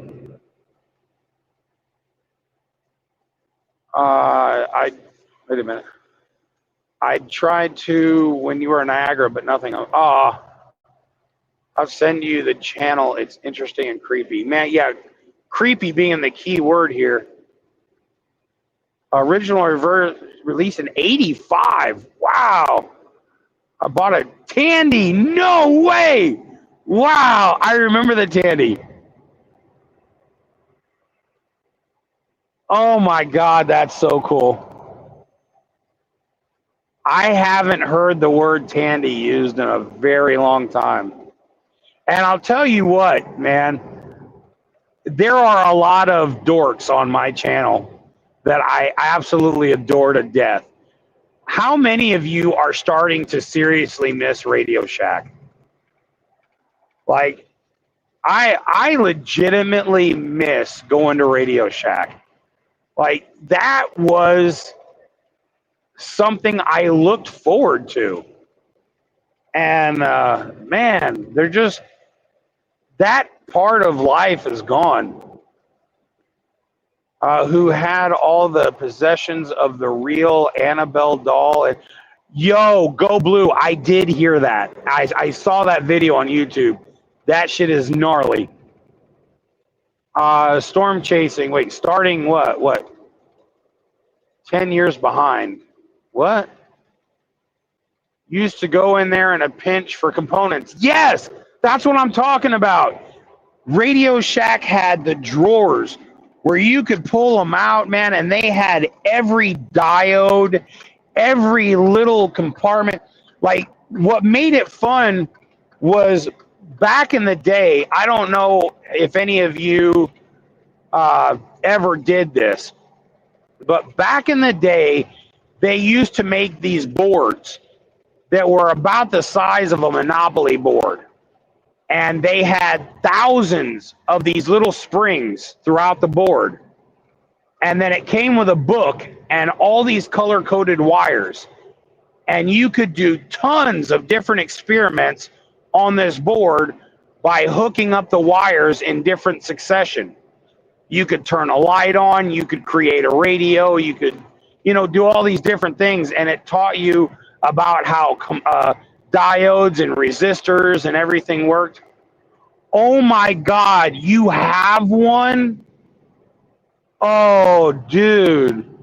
The channel exploring abandoned mines and unusual locations. Oh, Jesus God, Crystal. Okay. I think you're trying to give me a stroke. BitBite, yo. Man, I would love to see that. I would really like to see that. I had several of those as a kid, and I was beyond fascinated. I would do all the experiments. I loved the wiring. And then, of course, when I turned 13, 14, I started getting into installing car stereo equipment. And then, of course, it got way crazier after that. As I became a grown-ass adult, I started really getting into wiring. When you look in this truck and you see all these lights, you're not going to find any wires. Everything's tucked. I disassembled everything and tucked it all, which is why I'm really not looking forward to having to take all this apart. I told the owner, I said, look, when I get back, I'm going to need 3 or 4 days. Taking out the main guts, all the stuff that's in here, I can do in a day. But disassembling this truck and pulling out all the wiring and then bagging it and labeling it, because I do everything OCD so that when I get to my next truck, I can pull out the bags and I know exactly what cord goes where. So it's a lot easier to, put everything together. I'm very, very OCD like that. The lie detector. Oh my God, it was a buzzer. And the original first step, as I recall, was a buzzer. But then you could, as phase 2, make the light work with the buzzer. And you could adjust, wait a minute, let me think. You could make the light, you could control how bright the light would go with another step by adjusting. I want to say there was a little roller tab that you could adjust and make it so that when it lit up, you could, if you lied, it would get real bright, or if it was unknown, it would flicker, things like that.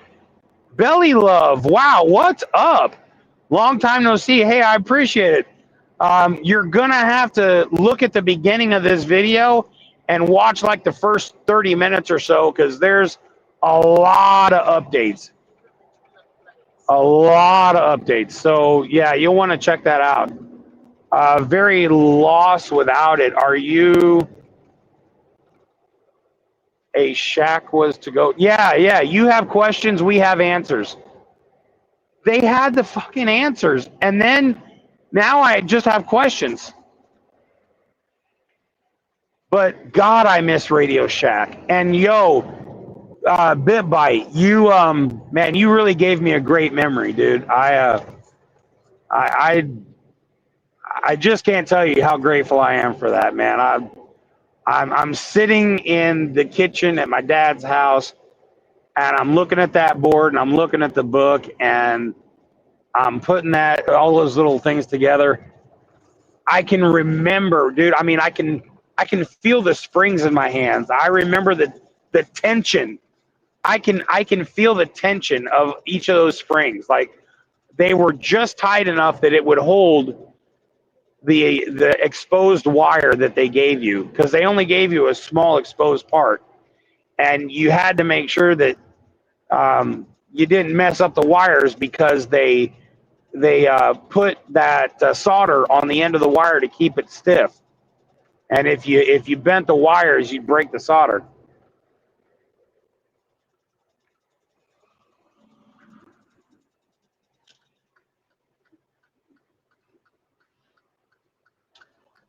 Wow, man, what an awesome memory. Oh, sorry, I'm still there.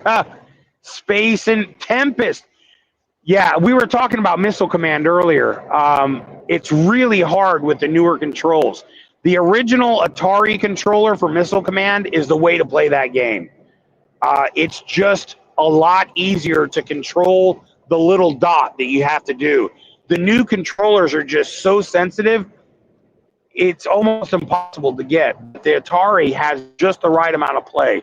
I'm sure if you screwed with the sensitivity enough, you could make it work right.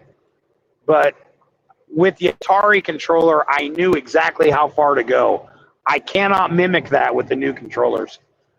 I will back it up. Oh, yeah. Thanks, Belly Love. Oh, wow, that's a big one. Hold on a second. Storm Chaser, that's a lot to read. Micro Center, yes. We go to a place called Cato. They make clothes in Charlotte, North Carolina. Less than a mile away from there is a Micro Center, which is like Disney World to a dork, because it's like Radio Shack on steroids. Because not only do they have the components, but they have the components put together so that you can see what the shit looks like if you want to build one. And that is a dork's heaven. Oh man, it's Yeah, Micro Center is a beautiful place. I love them. There's another one in Dallas, Texas that I've been to, and they're awesome. But man, I can spend hours in a Micro Center.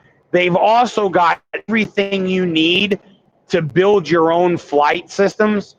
Like if you wanted to build the chair that moves and all that, they have examples that you can actually try out. Oh my God. If you're a dork and you've never been to Micro Center, you need to experience this. It is a dork's heaven. It is a geek paradise. Good amount of basic chips. Yes, lose little wires. It was fun. It was a great learning tool. Have to sleep. Oh, I bet. By have a great night. Thanks for hanging out. Yeah, it's definitely getting late. I'm putting everybody to bed. I wish I knew back when I was a kid how much some of these games would. Oh yeah, right. Unopened. Yeah, I agree. I used to have all of the original Star Wars figurines in a collector's box. I sold them at a garage sale back when I was a kid. When I got older. I'm still kicking myself in the ass for that.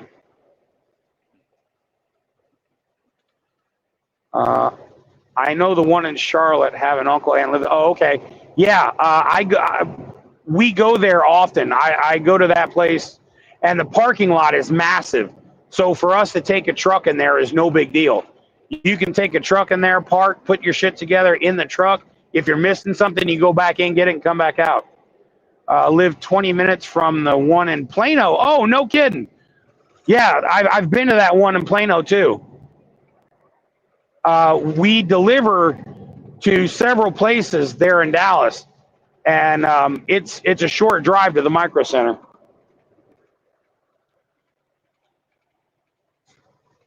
I finished my monster. Boo.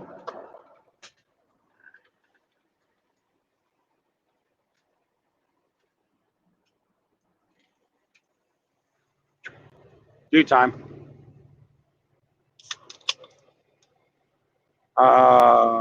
Had a ton of Star Wars. He-Man. Oh, wow. I had the He-Man, but I never had the Thundercat. I had a few Transformers. I had Megatron, and I had Bumblebee, and I had the other one. Who's the other boss? The truck. I had Megatron and damn it, what's his name? The one that turns into a semi. You'd think that would be the one I remember. Autobots, roll out. Shit. Well, I know one of you will tell me. Some might still be in mom's attic. Oh my God. Go Blue. You should really go get your ass up and check. Like, damn. Also been in the MCs in Indy and St. I've never been to the one in St. Louis. You should contact me about Austin. Well, since I'm no longer going to have a job here, none of that matters anymore. I don't know where I'm going or what the hell I'm going to be doing. Optimus Prime, thank you so much. Go Blue. I would have had a brain headache after that. I could feel the fart swelling in my head. Yeah, thank you. Oh, yeah, Storm Chaser got it too.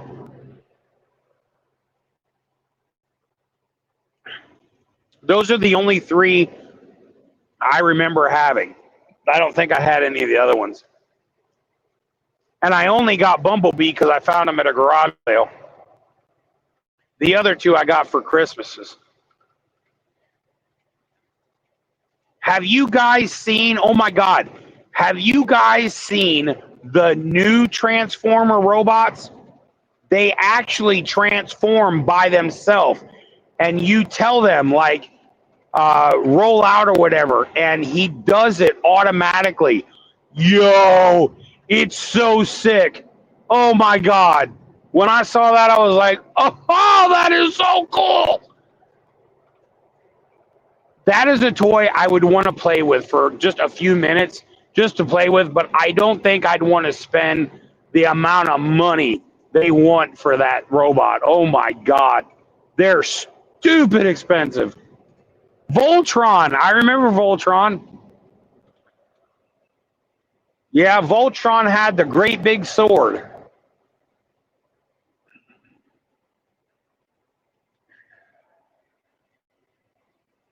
And God, I hate to say this out loud because this is just sad.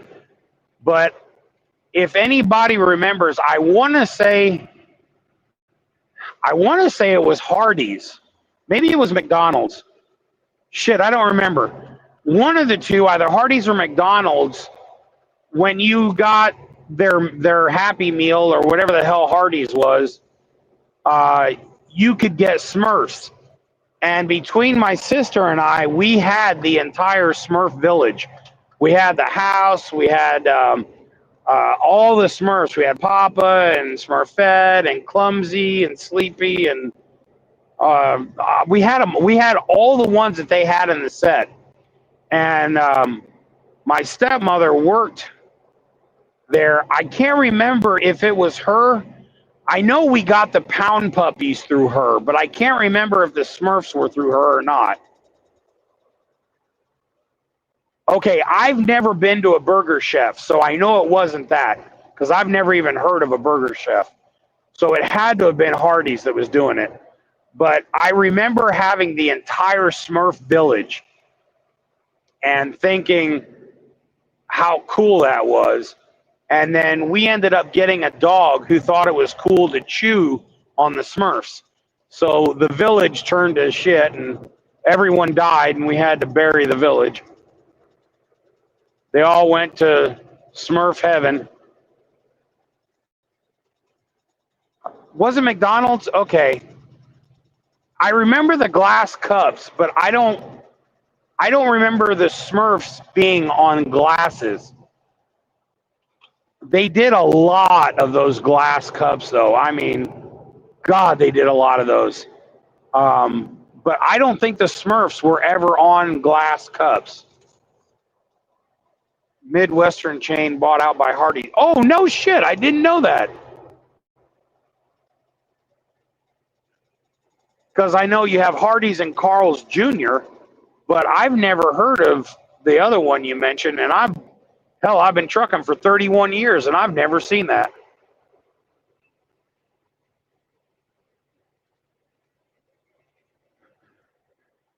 Maybe somebody can fact check. I don't remember there being Smurfs glasses. They did the Disney characters on glasses. They did all the Disney characters on glasses. Hey, did you guys hear that Disney purchased Hulu for like $16 billion? Something ridiculous. And then put it on in order for you to watch it. This is something I just heard about within the past day or two. I'm not sure whether that's real or fake, but it's just something I heard about. I hadn't really had a chance to look into it, but that's crazy if that's actually what happened. McDonald's, only need one of each property to hit big. Oh, yeah, they're doing the Monopoly game again. I heard about that.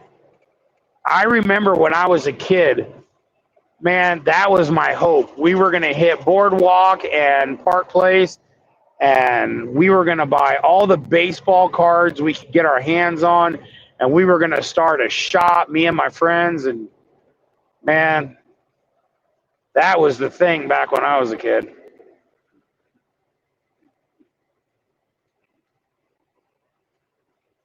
In my storage locker, I've got, God, I don't know. I've got a bunch of baseball cards.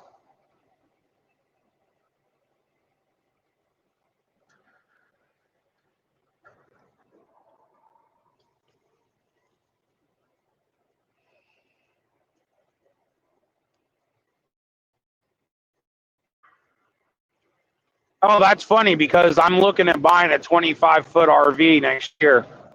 Well, let me rephrase that. I had intended to purchase an RV next year. I had no idea that I would be leaving this company. And now that this company is no longer a thing, I don't know that I'm going to actually do that now, because I don't know where I'm going to end up, and I don't know what the yard is going to be. I don't know what the people are going to be like, you know. So basically, everything I had planned for the next several years is poof, gone. I have no idea what I'm going to do, but that's how I live my life, and I'm really used to that. So,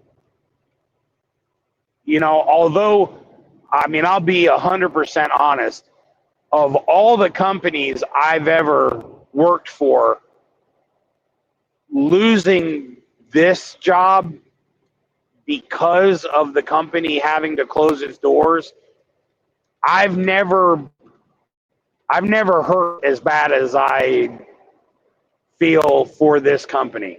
And it's not for me. I feel for the other drivers. I feel for the owners and the mechanics and everybody there.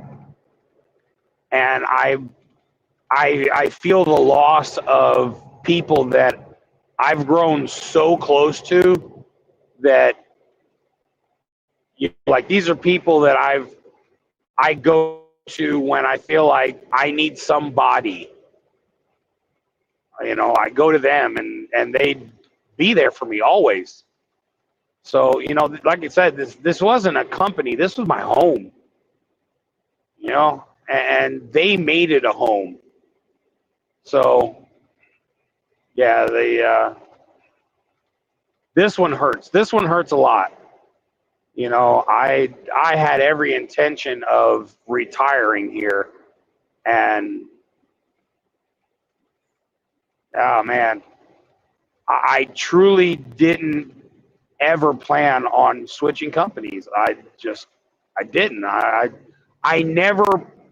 I'm always the out of the box guy. I always have a plan B, always, because I'm so used to needing an escape route.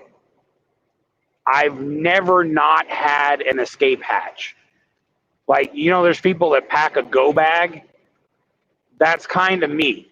I always had plans for, if shit hits the fan, I'm out. I bounce and I'm gone. No big deal. I never did that here. I yeah, man, I'm really hurting over this one. This is personal. Like, I'm really gonna miss these people a lot. 16 years, just decided to say we're eliminating your position. Yeah, go blue. That's not at all what happened here. So I feel for you. That's horrible. I know there's a lot of companies that they just closed the doors and left the drivers hanging. That's not at all how that went here. The owner called each driver one by one to explain what was happening before they then sent out a company-wide letter to make it official. Like I said, the owners here are not my bosses. They are my friends. They are my family. People that have been there for me when I needed somebody to catch me. And that's not something that you find at a job location, and you damn sure don't find it in owners of the companies. This was something I will never get a chance to probably experience again. And, you know, that's a shame. I told him, if you ever decide to get back into this, the market changes, whatever, you call me and I'll be back in a heartbeat. I don't give a shit where I'm at, where I'm driving. I'll drop everything, clean my shit out, and come right back. And he told me I'd be his first phone call. So, yeah, I owe them a lot. I really do. I have a tremendous amount of love for these people. Companies are cutting positions, being promised they can replace them. Yeah. Foreign call centers. Wow.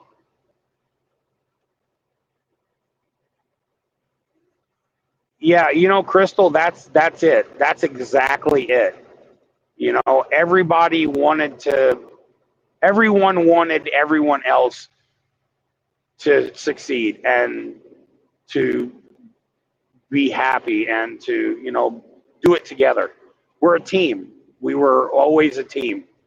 And the man tried everything he could do to keep this company afloat, including doing a second mortgage on his home. So, I mean, he literally did everything he could do and just finally had no choice but to say, that's it. We just can't keep throwing money out. So, yeah, that shit is heartbreaking.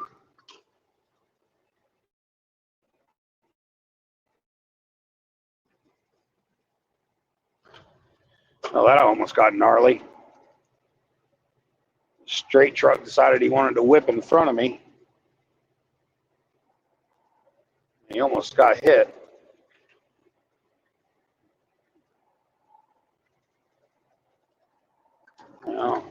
Get the hell over here.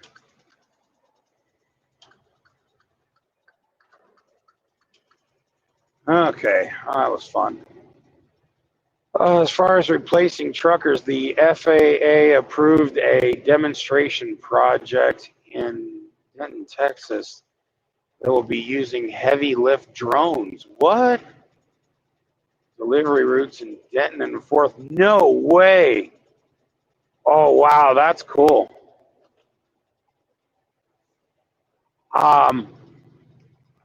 Storm Chaser, I've been following a company. I want to say it's Jet something. I'd have to go back and look. I don't remember offhand the name of it. It's something Jet. But they built these drones to replace using Huey helicopters for lifting towers and shit. Because they said, the amount of money and risk that there are to the people in these Hueys doing all this massive stuff, it doesn't need to be anymore. We have the technology to eliminate the risk, but then there's also eliminating the job of the guy that is doing that. So it's, it depends on where you're looking. What do you think was the biggest trouble, why it couldn't continue? Oh, absolutely, I can tell you. So a while back, not too long, the FMCA, the Federal Motor Carriers Association, came out and said, we have so many illegals on the road and they're causing all these wrecks. And so they went to each state that was handing out these bogus licenses, CDLs, and said, not only do you need to find these people that have the bogus licenses, but we want them revoked, and you're going to fix the way you do it, or we're going to cut your funding. And if you don't do it after that, we're going to cut your ability to issue licenses for interstate. They can issue license for intrastate, meaning they have control of their own state, but they can't cross the border. So they've also initiated English proficiency at the scale house. So if one of these foreigners comes through and they can't speak English well enough to understand stop signs and U-turns and stuff like that, they will put them out of service, arrest them, and send them to ICE.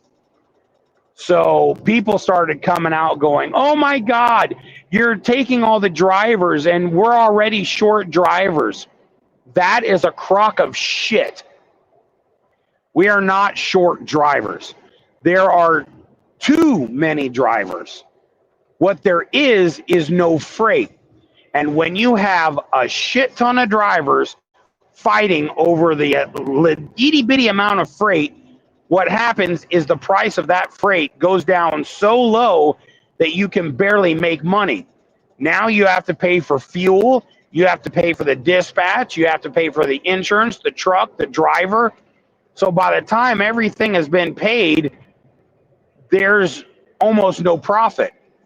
So you literally need hundreds and hundreds and hundreds of trucks making that little bit of profit in order to make a profit big enough to sustain. Yeah. So, you know, getting these people off the road is not only a safer road for people to be on, but it will eliminate losing freight for people who are supposed to be here that need the damn job to move. So, yeah, what they're announcing on the news is bullshit. We're not short drivers. We haven't been short drivers. Anybody that tells you that has never been in the fucking trucking industry, and it's bullshit. Gonna hop off and yeah, go blue. Have a good night, man. Hey, I appreciate you stopping by. If they're being prototype tested, transport people, think how much cargo. Yeah, there's a lot, dude. And I don't know if you follow the electronic conventions that they do in January in Vegas, but I watch it every year because that is my dork paradise. So I watch every year what's coming out, what's just being shown as a possibility, and what's being actually out. And last year there were several actual drone vehicles that are now licensed overseas and being used. And so it's a matter of, I know there's a few of them in Cali right now, but you can buy the drone cars now. I want to say they're somewhere in the neighborhood of $300,000 to $500,000 and up. The single seaters are not as expensive, but when you start looking at 2 and 4 seaters, you get up well over $1 million plus. Which, all in all, if you were going to run a taxi and you had 4 or 5 of these, and you're flying these execs around that want to go from point A to point B, you could probably make your money back, but you'd have to have a hell of a piggy bank to start it, or a bank to back you. Yeah, you know, again, freight is just, the freight is here. It's just, there are so many drivers and so many companies, and there's just not enough freight to go around. So it's just putting companies out of business, because you can only cut your rates so low before you end up not even breaking even after you've hauled the load. And if all you're doing is breaking even, then there's no point. So, like, somebody who's an owner-operator by themselves, if they have a company that can back them with dedicated freight, you can make a decent living. Because at that point, you're running your truck under their insurance, and you're the owner and the driver. So you can make money, but good luck. You know, the companies right now, there are hundreds and hundreds, and I'm telling you, I've gone over thousands and thousands and thousands of ads, and you see all these companies that are saying 0 down, lease purchase, brand new trucks, no trailer rent, yada yada. They're doing everything they can, and then on top of that, the companies are only doing 1099 instead of W-2 for company employees. So what they're doing is basically saying you are your own contractor. And we are contracting you as your own business to haul our freight. Therefore, when the tax time comes, you are liable for paying your own taxes. That is something you don't want to play if you don't know how to play the game. If you don't understand how much to withhold from your own pocket, you can end up screwing yourself bad at the end of the year. So a lot of drivers end up owing the tax man, and now the following year they're trying to make enough money to pay what they lost last year. You never work for a company that's going to do 1099 unless you know what you're doing.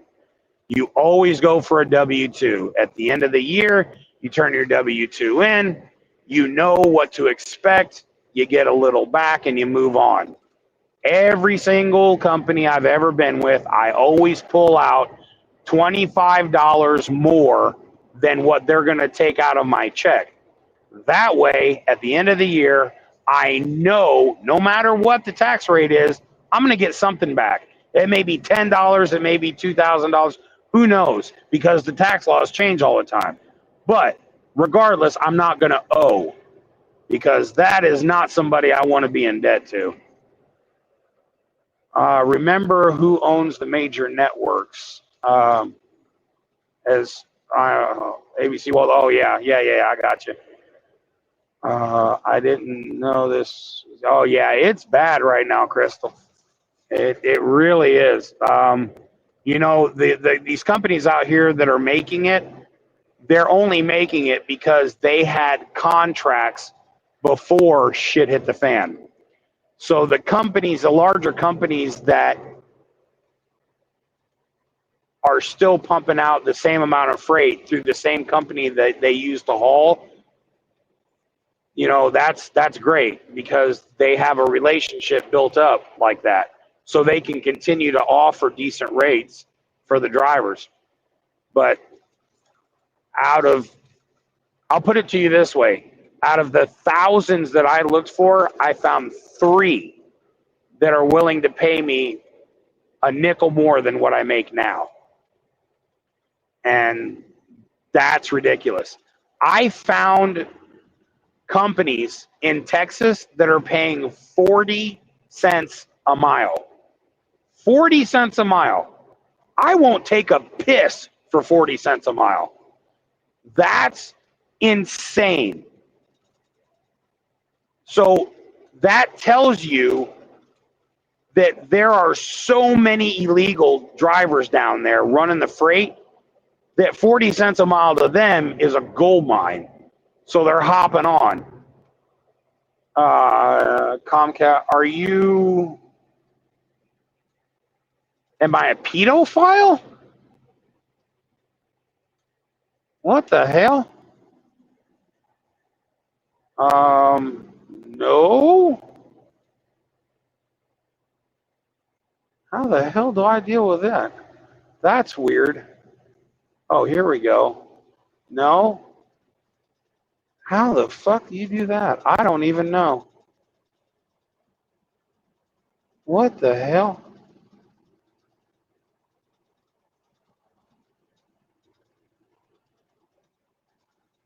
There we go. Okay. Sorry about that. I don't know who the hell that was. Dispatcher squeezing. Yeah. So here's another issue that's going on. So let's say there's a load that needs to go from Coke to Coke. All right. So they're going to do an inner warehouse transfer. And they don't have enough of their own drivers to make this load happen. So they'll call a broker. And that broker says, okay, we got you covered. We'll get a truck to take your load from here to here. Well, then they get to looking and find out, damn, we don't have a driver that can do this load. So that broker contacts another broker. And they say, hey, we have a load for you that's going to go from Coke to Coke. So now that broker is going to look and go, oh, yeah, we've got a driver that can take it. But keep in mind, Coke is going to pay the first broker they called. That broker is going to keep a percentage for himself and then offer the next broker a lesser amount to do the load. So then that next broker is going to keep his percentage. So then they still have to pay the truck, the driver, and all that. When you start double brokering, the rates go down so bad, it's ridiculous. It becomes worthless to haul. And there are a lot of places where it is illegal to, they absolutely refuse, and it's in their contracts that you cannot double broker a load. FedEx, UPS, all of those are in their contracts that you cannot double broker a load. If the original broker can't haul the load, they are to return the load to the original person, whether it's FedEx, UPS, whatever. They have to return the load and say, sorry, we thought we could cover it, but we can't. So,